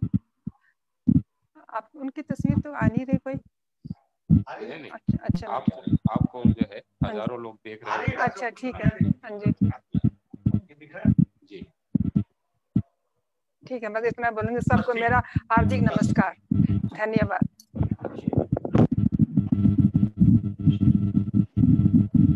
अब थी श्रीमती भल्ला, और आपने देखा कि कितनी विनम्रता से उन्होंने आप सबको नमस्कार किया। दोस्तों, हमारी जो है जो संस्था है लोखंडवाला कविता क्लब और विश्व हिंदी अकादमी, इसकी तरफ से हमने अभी कुछ समय पहले एक कविता प्रतियोगिता का आयोजन किया था, जिसमें मोतीहारी बिहार की शोध छात्रा रश्मि सिंह को प्रथम पुरस्कार दिया गया था, और 11,000 रुपए की धनराशि उन्हें पुरस्कार स्वरूप भेंट की गई थी। मेरे लिए ये बेहद खुशी की बात है कि रश्मि सिंह हमारे साथ जुड़ी हुई हैं शुरू से ही। रश्मि जी। नमस्कार सर। हाँ रश्मि जी, बेहद खुशी की बात है, आप हमारे साथ जुड़ी हुई हैं। तो मैं ये चाहता हूँ कि आप अपने 5 मिनट में विचार व्यक्त करें और मंगलेश जी की कविता सुनाएं आप साथ में अपने। ठीक है रश्मि जी? जी जी सर। हाँ, ओके। नमस्कार और सभी को प्रणाम। और शुरू से मैं जुड़ी हूँ और मुझे ये आभास हुआ है, और जो देख रही हूँ, बहुत ही समृद्ध मंच है, और इतने गुणी जनों को और अपने वरिष्ठों को मैं सुन रही हूँ, और मुझे बहुत कुछ सीखने को मिल रहा है। और साथ ही साथ मुझे अपनी जिम्मेदारी का भी एहसास हो रहा है कि साहित्य के विद्यार्थी होने के नाते, साहित्य की शोधार्थी होने के नाते, हमारे समय का जो सच है, हमारे समय में जो कुछ भी घटित हो रहा है, उसको लेके हमारे भीतर क्या कुछ चल रहा है और उसकी अभिव्यक्ति हम कैसे कर रहे हैं, ये बहुत ही जरूरी है। तो आज एक ऐसे ही सबल और सजग रचनाकार पे मुझे कुछ कहने का अवसर मिला है। मैं मंच की आभारी हूँ और इस पूरी आयोजन समिति की आभारी हूँ। बात मैं शुरू करूं, मुझे सुनील पवार जी का एक शेर याद आ रहा है कि रात भर बुनियाद घर की सिसकियां लेती रही, रात भर बुनियाद घर की सिसकियां लेती रही, कोई तो रोया है इस दीवार से। घर को घर बनाने में कुछ लोगों का जो योगदान होता है वो सबसे अहम होता है, और अहम इस मायने में होता है कि वो अपनी पूरी ऊर्जा, अपनी पूरी जो एक उनकी जो क्षमता है, उनके जो आंसू है, उनका जो पसीना है, वह सब कुछ उस बुनियाद को मजबूत बनाने में दे देते हैं। और कहते हैं कि जब वो हिस्सा हमसे निकल कर जाता है, हमसे छूट जाता है, तो फिर वो जो एक नमी है वो जीवन भर के लिए हमें दे के जाता है, और हम उस नमी के साथ जीने की फिर से एक जो है अपनी यात्रा शुरू करते हैं। तो मैं ये कह सकती हूँ कि आज जिस रचनाकार को, जिस कवि को मैं याद कर रही हूँ, वो हमारे घर का, हमारे साहित्य का, जिस परिवार का मैं हिस्सा हूँ, हिंदी साहित्य की मैं शोधार्थी हूँ, मेरे उस परिवार की वो हिस्सा है जिनके जाने से ये जो नमी है वो हमें बहुत महसूस हो रही है और बहुत कुछ खल रहा है। अभी शुरुआत में हमने बहुत लोगों को सुना, बहुत से ऐसे अनुभव सुने, और कविताओं की जो व्याख्या है वो सारी कहते हैं कि अलग अलग तरीके के रंग मिले और बहुत कुछ सीखने को मिला। और मैं बस इतना कहूंगी कि मुझे साहित्य की विद्यार्थी होने के नाते जब भी हम किसी रचनाकार को पढ़ते हैं तो बहुत कम ऐसे रचनाकार होते हैं जो हमें आश्वस्त करते हैं, और आश्वस्त इस मायने में करते हैं कि रचनाकार एक तरीके से हम कौन थे, क्या हो गए और क्या होंगे, अभी ये तीनों सवालों के जवाब तो लिखता ही है, लेकिन साथ ही साथ हमें ये एक रास्ता भी दिखाता है और कहता है कि इस रास्ते की तरफ जाना चाहिए, अगर आप नहीं जाएंगे तो अभी की जो स्थिति है उसको आप देखिए। तो मुझे ऐसा लगता है कि मंगलेश जी की जो कविताएं हैं वो एक तरीके से समय का सच तो लिखती ही हैं, और कहते हैं कि अपने समय के सच का मुकम्मल बयान लिखना अपने आप में बहुत साहस का काम है, और ये खुद को विश्वास दिलाने जैसा है कि मैं जीवित हूँ। तो मैं ये कह सकती हूँ कि मंगलेश जी हैं, हमेशा रहेंगे अपनी कविताओं में, अपने शब्दों में, और हम सभी शोधार्थियों के बीच, हम सभी साहित्य प्रेमियों के बीच। तो उस समय के सच को महसूसते हुए, उस पूरे बयान को महसूसते हुए, और उस कविता को पढ़ते हुए जो एक उम्मीद बत्ती है, जिसकी तरफ अभी इशारा विजय सर के वक्तव्य को जब मैं सुन रही थी, जिसमें वो जब बर्फ की बात कर रहे थे और वहां पे जो बात हो रही थी कि कोहराम और किस तरीके की आवाजें आती हैं, तो आज का जो समय है वो शोर का समय है, लेकिन मंगलेश डबराल की वो कविता जिसका शीर्षक है गिरना, जब मैं पढ़ती हूँ तो मुझे ये उम्मीद मेरी बत्ती है और ये मेरा विश्वास बनता है कि कोहराम कितना भी बड़ा क्यों ना हो, शोर कितना भी तेज क्यों ना हो, मौन की भी अपनी एक आवाज है, और वो मौन जो है सारे शोर पर, सारे कोहराम पर गिरने की ताकत रखता है, कुछ रचने की ताकत रखता है। तो इस उम्मीद और इस विश्वास के साथ मैं अपने इस रचनाकार की जो एक बहुत ही मेरी पसंदीदा कविता है, इनका कविता संग्रह है हम जो देखते हैं 1990 में जो आया है, उसी संग्रह से एक कविता है अभिनय। और ये कविता मुझे इसलिए भी पसंद है क्योंकि ये जो अभी का जो समय है, हम कहते हैं कि ये जो दुनिया है एक रंगमंच है और हम सब अपनी अपनी भूमिकाएं निभा रहे हैं। तो जब भी मैं ये कविता पढ़ती हूँ तो मुझे कई तहों में, कई परतों में और कई मुखौटों में रचा बसा एक आदमी नजर आता है, जो दौड़ रहा है, जो चिल्ला रहा है, और ये रेस दौड़ रहा है इस उम्मीद में कि कभी तो उसे सर्वश्रेष्ठ होने की कोई उपाधि मिलेगी। तो इस नाते ये कविता मुझे बेहद पसंद है, और बहुत विनम्रता के साथ अपने उस प्रिय कवि को याद करते हुए मैं ये कविता पढ़ती हूँ। कविता का शीर्षक है अभिनय। एक गहन आत्मविश्वास से भरकर सुबह निकल पड़ता हूँ घर से, एक गहन आत्मविश्वास से भरकर सुबह निकल पड़ता हूँ घर से, ताकि सारा दिन आश्वस्त रह सकूं। एक आदमी से मिलते वक्त मुस्कुराता हूँ, वह एकाएक देख लेता है मेरी उदासी, वह जान जाता है मैं भीतर से हूँ अशांत। एक दोस्त के सामने खामोश बैठ जाता हूँ, वह कहता है तुम दुबले बीमार क्यों दिखते हो। जिन्होंने मुझे कभी घर में नहीं देखा वे कहते हैं अरे आप टीवी पर दिखे थे एक दिन। बाजारों में घूमता हूँ निशब्द, डिब्बों में बंद हो रहा है पूरा देश, पूरा जीवन बिक्री के लिए एक नई रंगीन किताब है जो मेरी कविता के विरोध में आई है, जिसमें छपे सुंदर चेहरों को कोई कष्ट नहीं, जगह जगह नृत्य की मुद्राएं हैं विचार के बदले। जनाब ये पूरी फिल्म है लंबी, आप खरीद लें और भरपूर आनंद उठाएं। शेष जो कुछ है अभिनय है। चारों ओर आवाजें आ रही हैं, मेकअप बदलने का भी समय नहीं है। हत्यारा एक मासूम के कपड़े पहनकर चला आया है। मुझे लगता है कि सबसे महत्वपूर्ण ये पंक्तियां हैं कि हत्यारा एक मासूम के कपड़े पहनकर चला आया है, वह जिसे अपने पर गर्व था, एक खुशामदी की आवाज में गिड़गिड़ा रहा था। ट्रेजेडी है संक्षिप्त, लंबा प्रहसन, हर एक चाहता है किस तरह झपट लूं सर्वश्रेष्ठ अभिनेता का पुरस्कार। तो एक ये अभिनय कविता, एक ऐसी कविता जिसको पढ़ते हुए मुझे बार बार निदा फाजली जी याद आते हैं, और उनकी वो पंक्तियां कि हर आदमी में होते हैं 10-20 आदमी, जिसको भी देखना बार बार देखना, और उस आदमी के सच को उस आदमी से मिलवाने के लिए जो ये पूरी कविता है, ये मुझे बहुत बहुत पसंद है। आज इस मंच के माध्यम से मुझे अवसर मिला कि मैं अपनी ये पसंदीदा कविता पढ़ सकूं, अपने कवि को याद कर सकूं, और ये उम्मीद और विश्वास भी मैं दिलाती हूं कि ये कवि हमें छोड़कर है, लेकिन अपने शब्दों में, अपनी कविता में हमारे साथ हमेशा जिंदा है। धन्यवाद रश्मि जी, आपने मंगलेश जी की अभिनय कविता बहुत अच्छे तरीके से पेश की और हम सबको बहुत अच्छी लगी। और मैं आपसे चाहूंगा कि हमारे जो भी संस्था के आयोजन होते हैं, आप हमसे इसी तरह जुड़ी रहें और जो है नई पीढ़ी का आप प्रतिनिधित्व करती रहें। बहुत बहुत धन्यवाद। प्रवीण अरोड़ा जी, नमस्कार। नमस्कार, मेरी आवाज आ रही है आपको? हाँ, बिल्कुल प्रवीण जी आ रही है। प्रवीण जी रंगकर्मी रह चुके हैं, पिछले 25 सालों से फिल्म मेकिंग और धारावाहिकों के निर्माण से संबंध है। आपने short films, corporate films, documentaries बनाई है, उनका निर्माण और निर्देशन शो किया है। एक बहुत उल्लेखनीय बात जो मैं साहित्य प्रेमियों को बताना चाहता हूं कि आपने यानी प्रवीण अरोड़ा ने भारतीय ज्ञानपीठ से सम्मानित 5 साहित्यकारों पर डॉक्यूमेंट्रीज का निर्देशन किया है।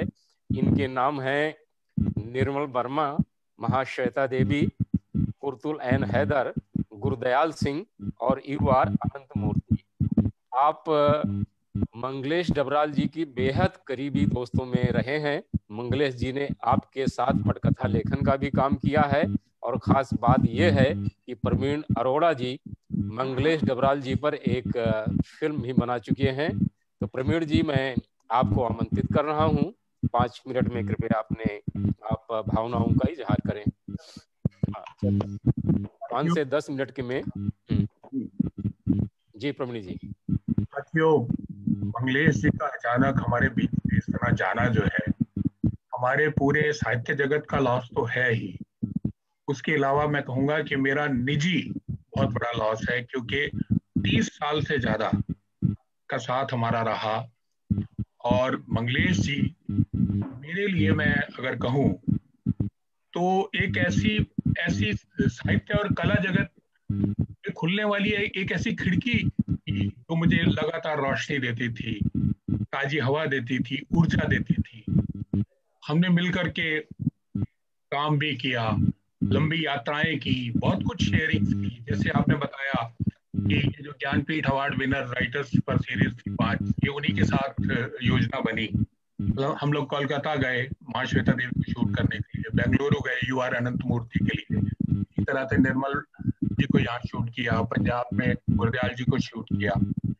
तो इस दौरान मेरे सामने कई नए आयाम खुले, कई नई डायमेंशन उनकी पर्सनैलिटी की खुली। जैसे मैं आपको बताऊं कि मंगलेश जी वर्ल्ड सिनेमा से बहुत अच्छी तरह वाकिफ थे और विजुअल्स की उनको बहुत समझ थी, और शायद वही विजुअल आपको उनकी कविताओं में भी नजर आता है। जो परिवेश की बात हो रही थी अभी थोड़ी देर पहले, तो वही विजुअल उनकी कविताओं में भी नजर आता है। इसी तरह से उसके बाद हमने पहले ये योजना बनी है साहित्य Akademi Jnanpith award winner writers पर एक सीरीज करने की। उसके बाद जब ये हो गई तो फिर हमने जो साहित्य अकादमी अवार्ड विनर राइटर्स हैं उन पे भी एक सीरीज की, जिसमें कि नामवर सिंह, अशोक वाजपेयी, केदारनाथ सिंह, और उसी दौरान मैंने उनसे आग्रह किया कि एक फिल्म आप पर भी बननी चाहिए। तो उनको बड़ी हेजिटेशन थी कि बाकी लोगों पे बनाओ। मैंने कहा नहीं, सबसे पहले तो हम आप पर शूट करेंगे। तो वो फिल्म हमने शूट कर ली है, अभी तक रिलीज नहीं की है, थोड़े दिनों में उसको रिलीज करेंगे। थोड़ा सा काम उस पर और करना बाकी है, तो थोड़े दिनों में उसको रिलीज करेंगे। अब जहां तक उनका और मेरा निजी संबंध रहा है, मैं आपको बताऊं कि जब ये हॉस्पिटल में एडमिट हुए तब मैं और मुंबई से सुंदर ठाकुर नवभारत टाइम्स के संपादक है, हम लोग सुबह शाम इनके परिवार के संपर्क में रहे, डॉक्टर्स के संपर्क में रहे, और 13-14 दिन की ये जंग चली। पहले वो निजी हॉस्पिटल में थे, वहां से इन्होंने कहा कि मुझे ऑल इंडिया मेडिकल इंस्टीट्यूट में एडमिट करवा दो, क्योंकि सुधार नहीं हो रहा था, तो किसी तरह से वहां पे करवाया गया। और जब ऑल इंडिया मेडिकल इंस्टीट्यूट इनको लेके गए हैं तो इन्होंने कहा कि घबराओ मत, मैं पहाड़ का आदमी हूं, मैं ऐसे हारने वाला नहीं हूं, मैं लौट के आता हूं और फिर हम मिलके बैठेंगे एक साथ। तो उसने हमें बड़ी मतलब एक तरह से आशा जगाई थी कि हम ये जंग जीत जाएंगे। डॉक्टर्स ने भी भरसक कोशिश की।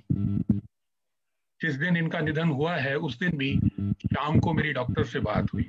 मैंने पूछा क्या हाल है, तो उन्होंने कहा कि इनका इन्फेक्शन था लंग्स में, वो फैल गया, उससे तुम जूझ ही रहे थे, अभी इनकी किडनीज पर अफेक्ट हो गया है और हम इनको ले जा रहे हैं डायलिसिस के लिए, और तुम रात को 10:30-11 बजे फोन करो,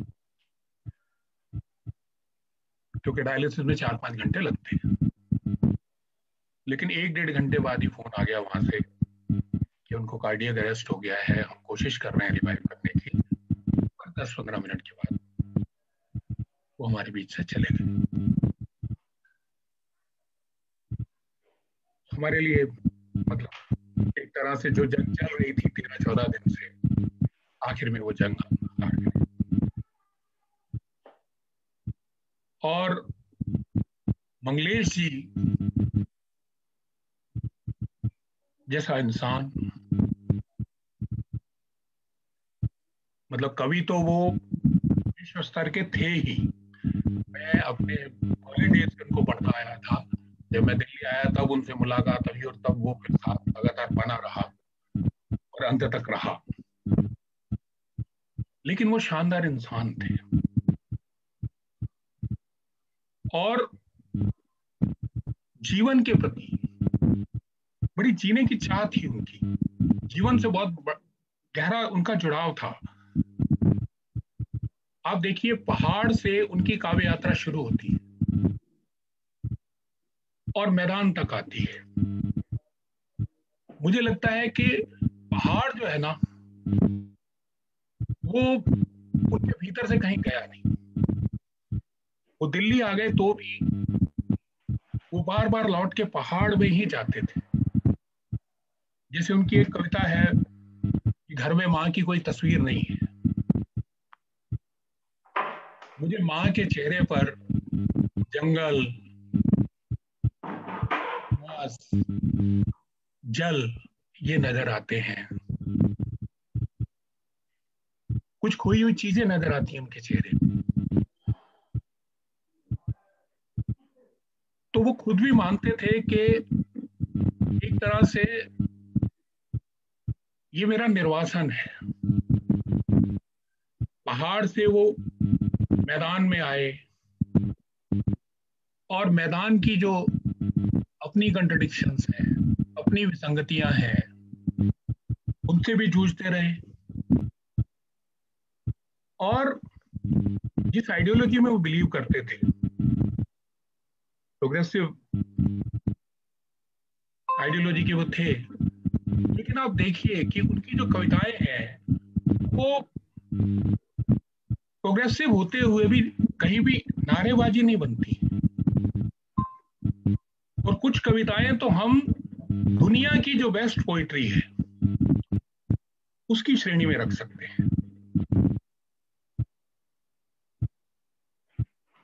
उनका चले जाना इस तरह से अचानक, अभी हमने बहुत सारी योजनाएं बनाई थी आगे काम करने की, लेकिन अचानक इस तरह से चले जाना मेरे लिए बहुत ही निजी क्षति है, मैं कहूँगा। साहित्य जगत की तो क्षति हुई ही है। हमने अपने समय का बड़ा कवि हमारे बीच में चला गया, एक बड़ा पत्रकार। हाँ, पत्रकारिता में उनका बहुत बड़ा योगदान है। सही बात। आप देखिए कि उनकी पत्रकारिता बिल्कुल अलग तरह की पत्रकारिता है, और खास करके जो लिटरेरी जर्नलिज्म है उन्होंने जो किया उसका कोई मुकाबला नहीं है।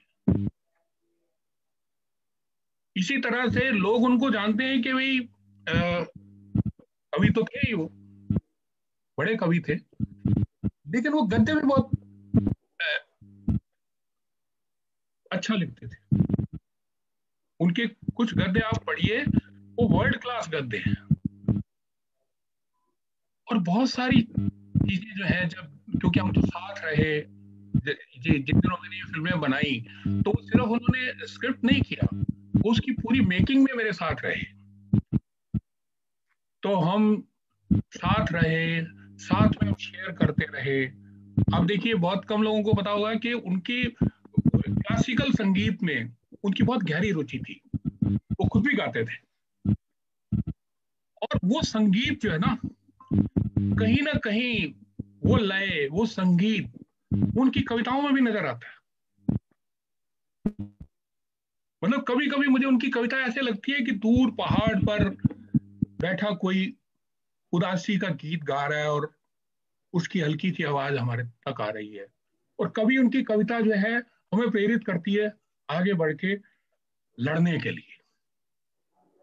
जो जीवन में विसंगतियां हैं, जो जीवन में जिस तरह से हमारा पूरा सिस्टम जो है वो अमानवीय होता जा रहा है, जिस तरह से सांप्रदायिकता फैलती जा रही है हमारे देश में, जिस तरह से आदमी को आदमी से अलग किया जा रहा है, तो कभी उनकी कविता उदास करती है, ऐसा भी है, और कभी वो हमें लड़ने के लिए बहुत उत्साहित करती है, बहुत प्रेरित करती है, जैसा कि जीवन है। उनकी कविता जीवन की तरह ही है।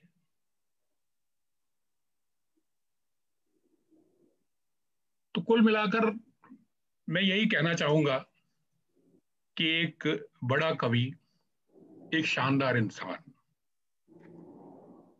जिसके कंसर्न जो हैं, जो हाशिए पर खड़े लोग हैं, उनको लेके थे।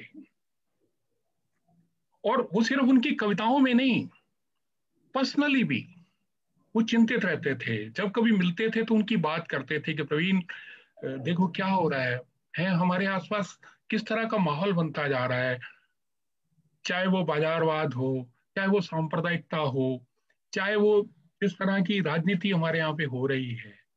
तो वो निजी रूप से भी, पर्सनली भी बहुत चिंतित रहते थे, और कविता में तो जाहिर है उसका रिफ्लेक्शन हुआ ही है। तो मैं इसको मानता हूं कि हमने एक विश्व स्तर का हिंदी का कवि खो दिया, और निजी रूप से मेरे एक ऐसे आत्मीय दोस्त जो मेरे एक तरह से फ्रेंड, फिलोसोफर और गाइड थे, मैं कह सकता हूं। 30 साल पहले मैं दिल्ली आया था, तब उनसे मैं मिला था, और तब से अब तक लगातार हमारा साथ बना रहा। अभी भी कुछ दिन पहले उन्होंने मुझे प्रेरित किया कि YouTube पर एक प्लेटफॉर्म बनाओ, तो कल्चर कोलाज के नाम से हमने एक प्लेटफॉर्म बनाया है, जिसमें कि आर्ट, कल्चर और लिटरेचर से रिलेटेड जो है, वो चाहे फिल्म्स हैं, चाहे कुछ वीडियोस हैं, वो रहेंगे। तो वो एक तरह से लगातार उत्साहित करते रहते थे। तो मेरे लिए तो ये बहुत निजी क्षति है, मैं ये कहूंगा। धन्यवाद।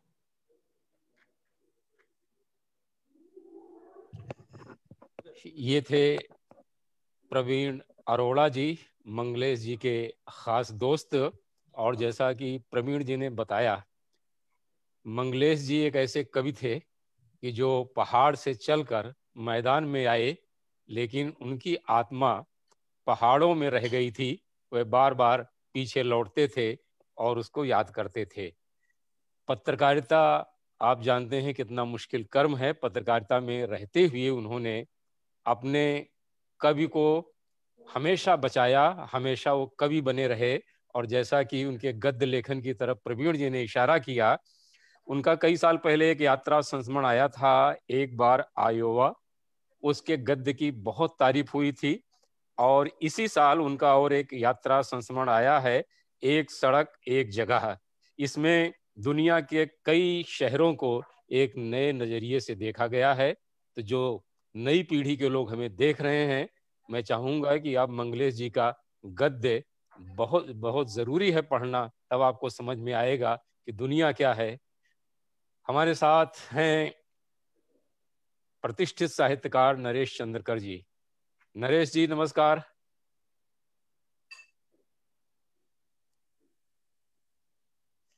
नरेश जी का माइक म्यूट है शायद मेरे ख्याल में। अच्छा नरेश जी माइक, मेरी आवाज हाँ नरेश जी माइक आपका, अब आ रही है आवाज?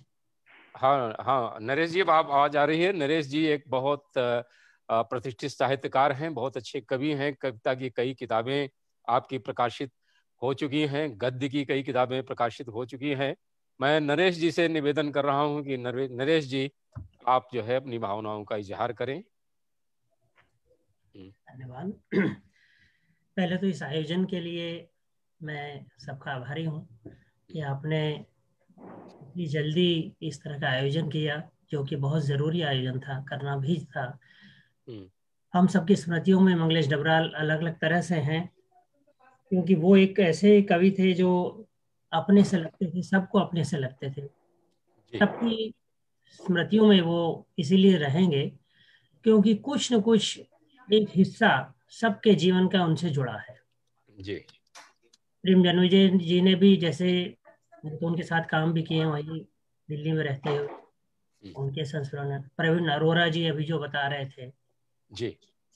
इसके अलावा भी मुझे लगा, जैसे मैं हूँ, देवमणि पांडे हैं, कई लोग हैं जो उनको मानते हैं कि वो हमसे छू के गए हैं, वो रहे हैं हमारे साथ। कुछ है एक हिस्सा जो हमारे जीवन का उनके साथ जुड़ा है, या तो कविता पढ़ते हो या रूबरू। कवि होने के नाते मुझे भी बहुत अच्छे अवसर मिले जब उनके साथ रहा।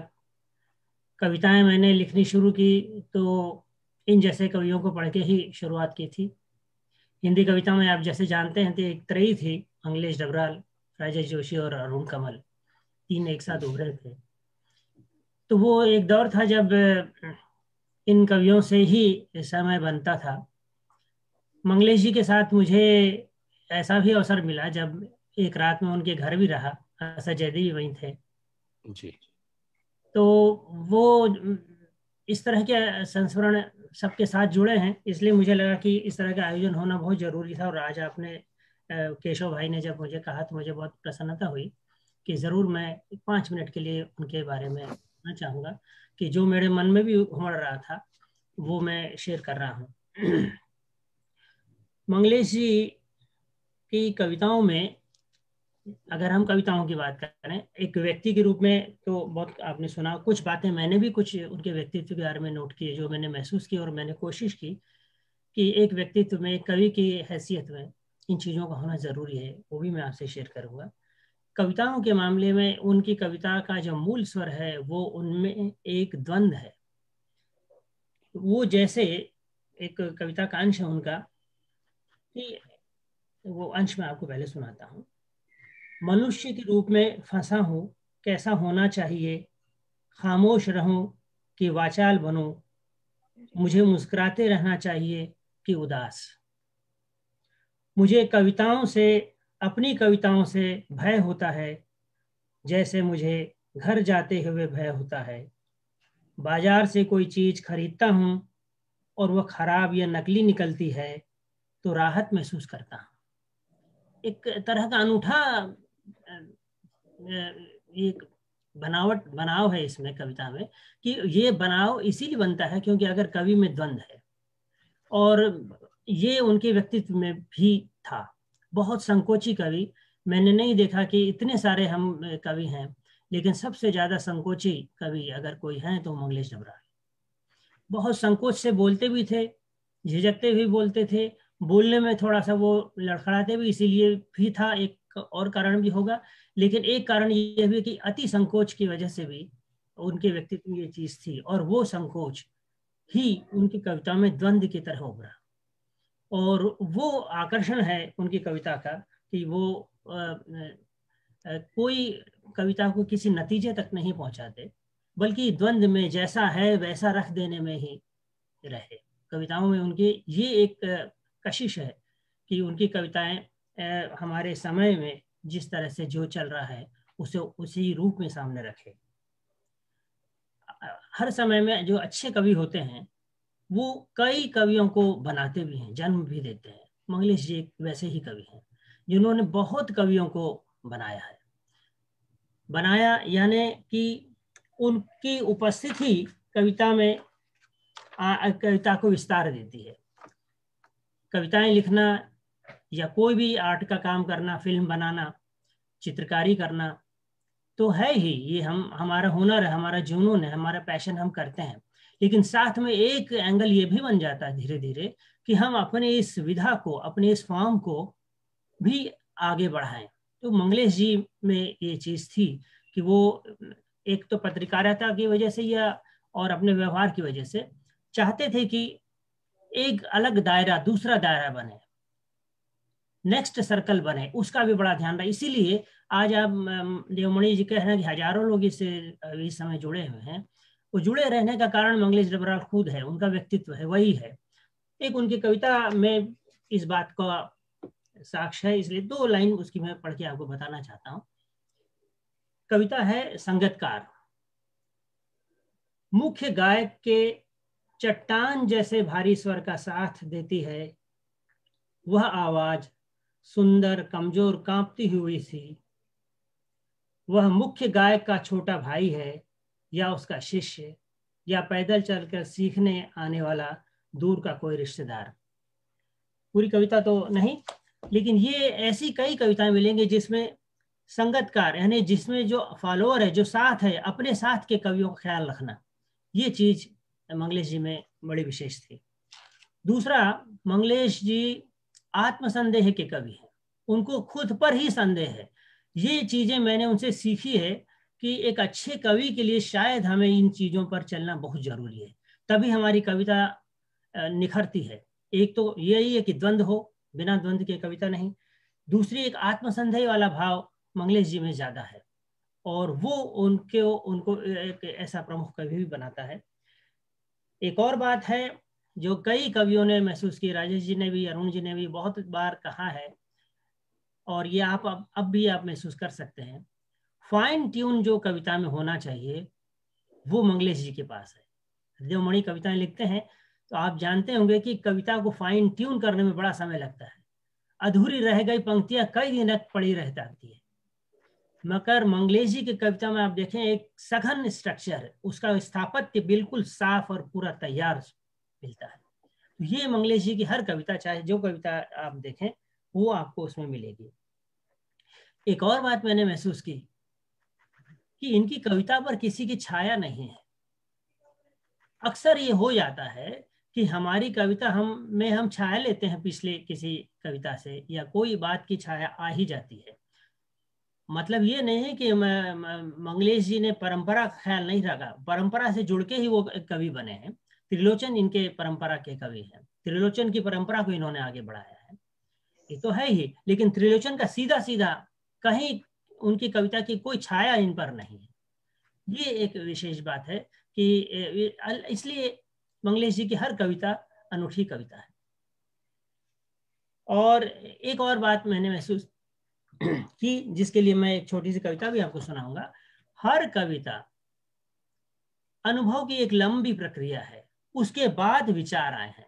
अरोरा जी कह रहे थे कि वो प्रगतिशील कवि हैं, लेकिन मुझे उनकी कविता में वैसी प्रगतिशीलता या वैसी मोहर नहीं नजर आती कि जिसमें शोर हो, नारेबाजी हो। वो यही कारण है कि मंगलेश जी अनुभव की लंबी प्रक्रिया की कविता के कवि हैं, और बाद में उसमें ज्ञान, विचार, आइडिया जो आना है वो आता ही है।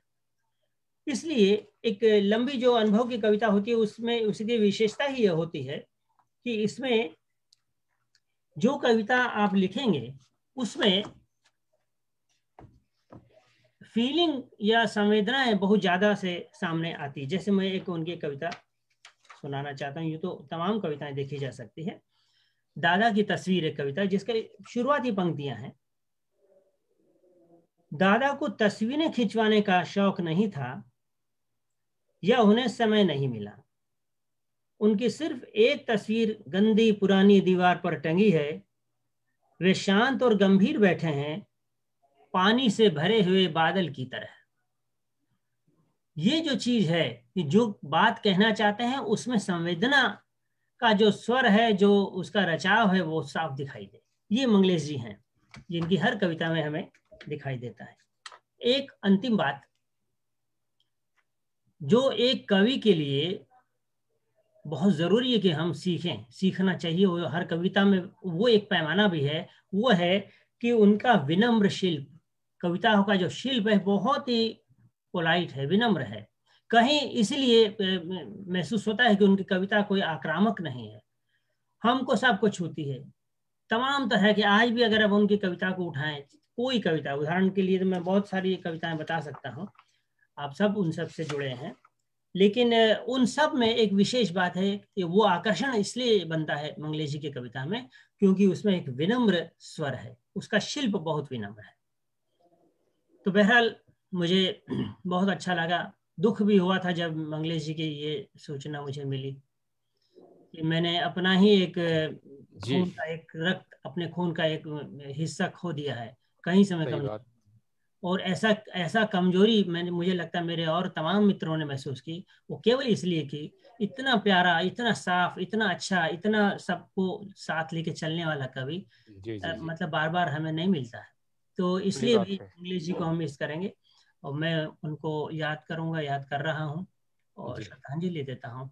और आपको सबको, केशव भाई को, भल्ला जी को, सबको प्रति आभार व्यक्त करता हूँ कि मुझे आपने अवसर दिया। धन्यवाद। धन्यवाद नरेश जी, आपने बहुत आत्मीय तरीके से अपनी बात रखी और हम सबको उनकी काव्य यात्रा से परिचित कराया आपने।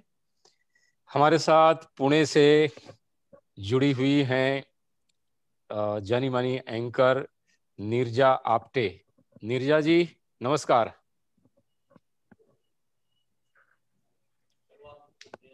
अच्छा, नीरजा जी देश विदेश में संगीत के अनेक कार्यक्रमों का संचालन कर चुकी हैं, रेडियो टीवी आर्टिस्ट हैं। गुफ्तगू कार्यक्रम में आप अनेक हस्तियों को पेश कर चुकी हैं। रंग कर्म के लिए आपको 3 बार नेशनल अवार्ड से नवाजा जा चुका है। साहित्य को संगीत के साथ पेश करके नीरजा आप्टे और उनके साथियों ने बहुत सराहनीय काम किया है। खास तौर से जो हमारे महान कवि हैं पंत प्रसाद, निराला महादेवी आदि, इनकी रचनाओं को संगीत के साथ और रंग कर्म के साथ मंच पर प्रस्तुत करके नीरजा जी ने बहुत वाही बटोरी है। मैं नीरजा जी को सादर आमंत्रित कर रहा हूं, वह मंगलेश डबराल जी की 2 कविताओं का वाचन आपके सामने पेश करेंगी। नीरजा जी पधारिए। नमस्कार, सभी वरिष्ठ जनों को विनम्र अभिवादन करती हूँ और केशव राय जी और देवमणि जी, आपके प्रति आभार व्यक्त करती हूँ कि आज इस विशेष सभा में मुझे सम्मिलित होने का आपने अवसर दिया। जी। मंगलेश डबराल जी, जिनकी कुछ कविताएं मैंने पहले पढ़ी, लेकिन बहुत ज्यादा उनका साहित्य मैं नहीं पढ़ पाई, लेकिन उनकी कविताएं मुझे बहुत अच्छी लगती हैं। तो जिसका उल्लेख केशव राय जी ने किया था बिल्कुल शुरुआत में, आरंभ में, वही कविता उससे मैं आरंभ करना चाहती हूँ। माँ का नमस्कार। जब माँ की काफी उम्र हो गई तो वो सभी मेहमानों को नमस्कार किया करती, जैसे वह एक बच्ची हो और बाकी लोग उससे बड़े। वह हर एक से कहती, बैठो कुछ खाओ। ज्यादातर लोग उसका दिल रखने के लिए खाने की कोई चीज लेकर उसके पास कुछ देर बैठ जाते। माँ खुश होकर उनकी तरफ देखती और जाते हुए भी उन्हें नमस्कार करती। हालांकि वह उम्र में सभी लोगों से बड़ी थी। वह धरती को भी नमस्कार करती, कभी अकेले में भी। आखिर में जब मृत्यु आई तो उसने उसे भी नमस्कार किया होगा और अपना जीवन उसे देते हुए कहा होगा, बैठो कुछ खाओ। मुझे ये कविता बहुत अच्छी लगती है। बहुत छोटी सी कविता है लेकिन बहुत सारगर्भित कविता है ये। और वक्ताओं में से काफी लोगों ने मंगलेश जी के संगीत से जुड़ाव का जिक्र किया और उनकी कई कविताएं शास्त्रीय रागों पर आधारित हैं। तो उन्हीं में से एक कविता जो मुझे बहुत पसंद है, क्योंकि इस राग के साथ साथ हमारे जीवन की तमाम संवेदनाओं को समेटते हुए ये शब्द हैं। राग मारवा, ये है कविता का नाम। बहुत दूर किसी जीवन से निकल कर आती है राग मारवा की आवाज। उसे आमिर खां गाते हैं अपने अकेलेपन में, या पन्नालाल घोष बजाते हैं किसी चरवाहे की सी अपनी लंबी पुरानी बांसुरी पर। वह तुम्हारे आसपास एक एक चीज को छूता हुआ बढ़ता है, उसके भीतर जाता है, उसी का रूप ले लेता है। देर तक उठता हुआ एक आलाप धीरे धीरे एकालाप बन जाता है। एक भाषा अपने शब्द खोजने के लिए फड़फड़ाती है। एक बांसुरी के छेद गिरते पिघलते बहते जाते हैं। उसमें मिठास है या अवसाद, ये इस पर निर्भर है कि सुनते हुए तुम उसमें क्या खोजते हो। मारवा संधि प्रकाश का राग है। जब दिन जाता हुआ होता है और रात आती हुई होती है, जब दोनों मिलते हैं कुछ देर के लिए, वह अंत और आरंभ के बीच का धुंधलका है। जन्म और मृत्यु के मिलने की जगह प्रकाश और अंधकार के गड्ढमड्ढ चेहरे। देर तक कांपता एक विकल हाथ ओझल हो रहा है। एक आंसू गिरते गिरते रुक गया है। कहते हैं मारवा को किसी आकार में समेटना कठिन है। वह पिघलता रहता है, दूसरे रागों में घुल जाता है। उसमें उपज और विस्तार पैदा करना भी आसान नहीं है। उसके लिए भीतर वैसी ही कोई बेचैनी, वैसा ही कोई विराग चाहिए। तुम उसे पार्श्व संगीत की तरह भी नहीं सुन सकते, क्योंकि तब वह सुस्त और बेस्वाद हो जाता है। गायक वादक सब जानते हैं, लोगों को अब ये राग ज्यादा रास नहीं आता। कोई व्यर्थ के दुख में नहीं पड़ना चाहता। इन दिनों लोग अपने ही सुख से लदे हुए मिलते हैं। फिर भी भूले भटके सुनाई दे जाता है रेडियो या किसी घिसे हुए रिकॉर्ड से फूटता शाम के रंग का मारवा। आमिर खां की आवाज में फैलता हुआ या पन्नालाल घोष की बांसुरी पर उड़ता हुआ। आकार पाने के लिए तड़पता हुआ एक अमूर्तन, एक अलौकिकता जो मामूली चीजों में निवास करना चाहती है। पीछे छूटे हुए लोगों का एक गीत जो हमेशा पीछे से आता सुनाई देता है, और जब कोई उसे सुनता ना हो और कोई उसे गाता बजाता ना हो, तब भी वह गूंजता रहता है, अपने ही धीमे प्रकाश में कांपता हुआ मारवा। और मंगलेश जी की कविताएं भी कुछ ऐसी ही हैं, हमेशा उस मारवा राग की तरह जी हमारे दिल के भीतर उतर जाने वाली। मैं एक बार पुनः आपका बहुत बहुत धन्यवाद करना चाहती हूँ और इसी के साथ आप सभी को नमस्कार कहती हूँ। नमस्कार नीरजा जी। नीरजा जी, आपने इतने मार्मिक तरीके से मंगलेश जी की कविताओं को पेश किया कि सीधा सीधा कहें कि आपका कविता पाठ सुन करके हम लोग भीग गए हैं। ये मंगलेश जी की, हाँ जी नीरजा जी, सचमुच एकदम क्या उसको बोलते हैं कि इतनी मार्मिक कविताएं सुन करके जैसे रोंगटे खड़े हो जाते हैं, हम लोग एकदम भीतर से भीग गए हैं। और मैं जो हमारे देखने सुनने वाले हैं, मैं उनको बताना चाहता हूं कि शुरुआती दिनों में जब मंगलेश डबराल जी कविता पाठ करते थे तो उनकी जबान थोड़ा सा लड़खड़ाती थी। तो किसी के सुझाव पर उन्होंने शास्त्रीय संगीत सीखना शुरू किया और गाना शुरू किया।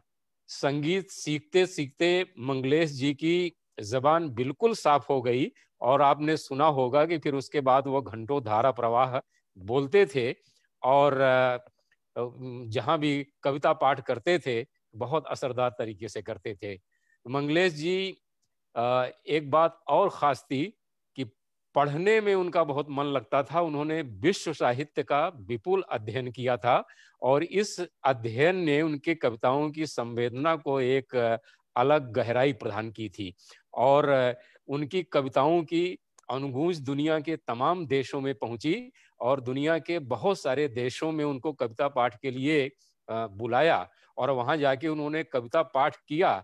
साथ ही जिन देशों की उन्होंने यात्राएं की, उन यात्राओं पर उन्होंने 2 यात्रा संस्मरण लिखे जो गद्य का अद्भुत नमूना माने जाते हैं। तो आप सब पढ़ के समझ सकते हैं कि कविता के अलावा वो कितने बड़े गद्य लेखक थे।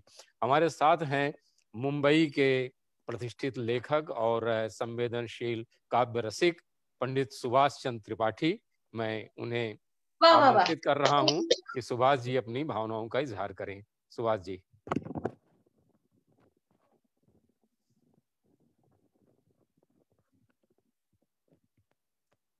सारे विश्व के लोगों को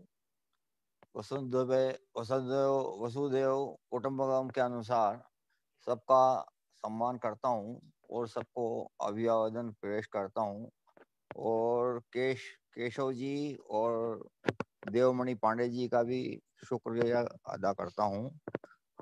आज मंगलेश डबराल जी के निधन के पश्चात जो विश्व में तमाम संवेदनाएं प्रकट की जा रही हैं, आज उनके बारे में क्या कहूँ। उन्होंने जो लिखा है राजनीति की कवि के साथ साथ वो राजनीति के लिए भी लिखा। और राजनीति के लिए क्या लिखा है कि अभी जो राजनीति क्या है, राजनीति जो वर्तमान शासक होता है उसके अनुसार राजनीति होती है। अब जैसे रामचंद्र जी थे, राजा रामचंद्र जी का राज क्या था, राम राज्य, उसमें किसी तरह का दाग कोई भी स्वीकार नहीं कर सकता।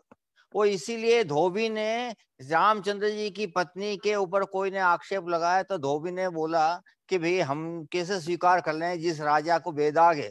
जो वैसे राजा उस जमाने में क्या राजा थे, क्या राजनीति थी, वो 1000 पत्नी रखते थे। कोई भी राजा कितनी भी पत्नी कर, लेकिन राजा रामचंद्र जी ने मर्यादा पुरुषोत्तम, उन्होंने केवल 1 पत्नी का व्रत किया। तो जनता को ये आपत्ति हुई कि 1 पत्नी और वो भी बेदाग वाली क्यों हो, उसके साथ रामचंद्र जी क्यों रह रहे हैं। आज रघुकुल से इतनी जो चली आ रही है मर्यादा, वो क्यों, और समय के अनुसार बदलती थी। चंद्रगुप्त के जमाने राजा नंद के सामने जब चाणक्य गया है तो उसका कालेपन के कारण उसका अपमान किया। उसने भी चोटी खोल के बोला भी जब तक मैं इस नंद वंश का सर्वनाश नहीं करूंगा, जब तक मैं चैन से नहीं बैठूंगा। और आज मंगेश जी डबराल जी ने वर्णमाला के अक्षरों के अनुसार उन्होंने कहा सारी मान्यताएं बदल गई। जो मैंने ख से खरगोश सीखा था, आज ख से खतरा सरीका मंडरा रहा।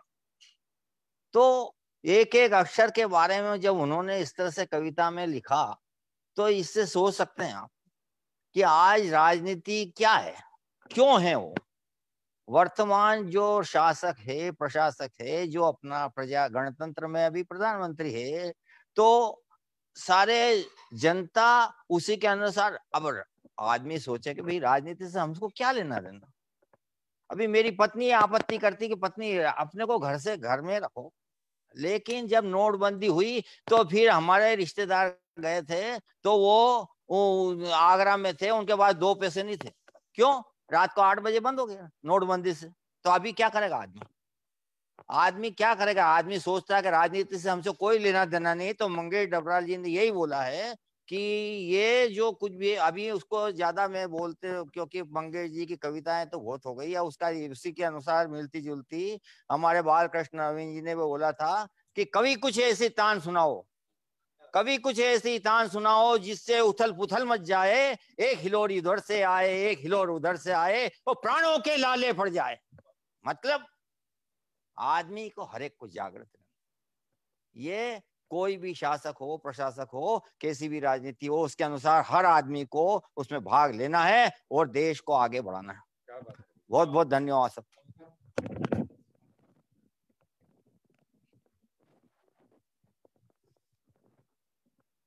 पंडित सुभाष चंद्र त्रिपाठी आपके सामने थे। दोस्तों, पाठकों की अपनी भावनाएं होती है, वो अपनी भावना रखना चाहते हैं, अपने तरीके से रखते हैं।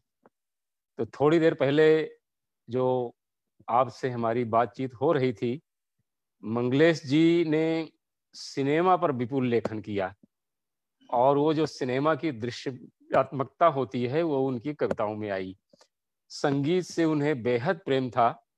उनकी एक बहुत अच्छी कविता राग मारवा आपने नीरजा जी से सुना, और बिस्मिल्लाह खां की सहनाई पर भी उन्होंने लिखा, पंडित भीमसेन जोशी जी के गायन पर भी उन्होंने लिखा।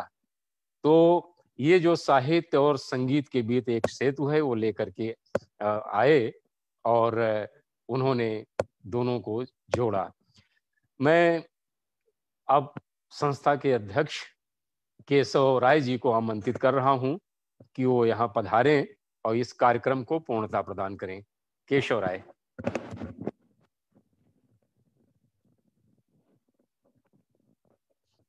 धन्यवाद देवमणि जी।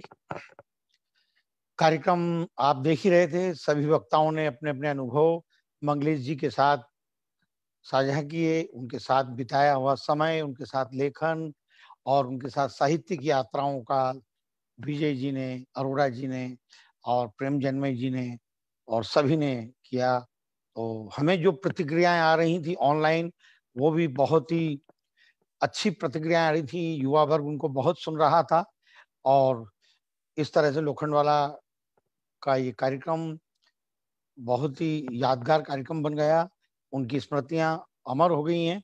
और अब मैं आमंत्रित कर रहा हूं आभार के लिए मनोज रमोला, जो फिल्म इंडस्ट्री में कास्टिंग डायरेक्टर हैं और पहाड़ी क्षेत्र के रहने वाले हैं, और इस पूरी इवेंट को जो डायरेक्ट कर रहे हैं प्रशांत नेगी, वो भी पहाड़ी क्षेत्र से हैं और यहाँ पर उनकी अबीर एड एजेंसी है, अबीर एंटरटेनमेंट।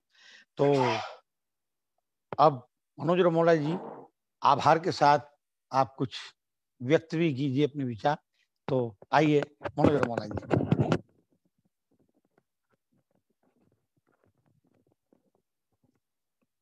आप सभी वक्ताओं को मेरा प्रणाम। मंगलेश जी का क्या व्यक्तित्व था, इसका उदाहरण यही है कि इस कोरोना काल जैसी विषम परिस्थितियों में भी हम लोग यहाँ पर जुड़े हैं और सारी दुनिया जुड़ी है। मैं सबसे पहले तो आप सभी का आभार और आप सभी को प्रणाम करता हूँ, और केशव जी को और इस कार्यक्रम को संचालित करते जितने भी लोग संचालित कर रहे हैं, सारी टीम को प्रणाम, और इस कार्यक्रम में जुड़े हुए तमाम वक्ताओं को भी प्रणाम। और मंगलेश जी हमारे दिलों में थे, हैं और हमेशा रहेंगे। बस इतना ही कहना चाहूँगा कि दाजियो, आप हमारे दिलों में हो और हमें आगे भी इसी तरह से दिशा दिखाते रहोगे। बहुत बहुत धन्यवाद आपका, बहुत बहुत धन्यवाद।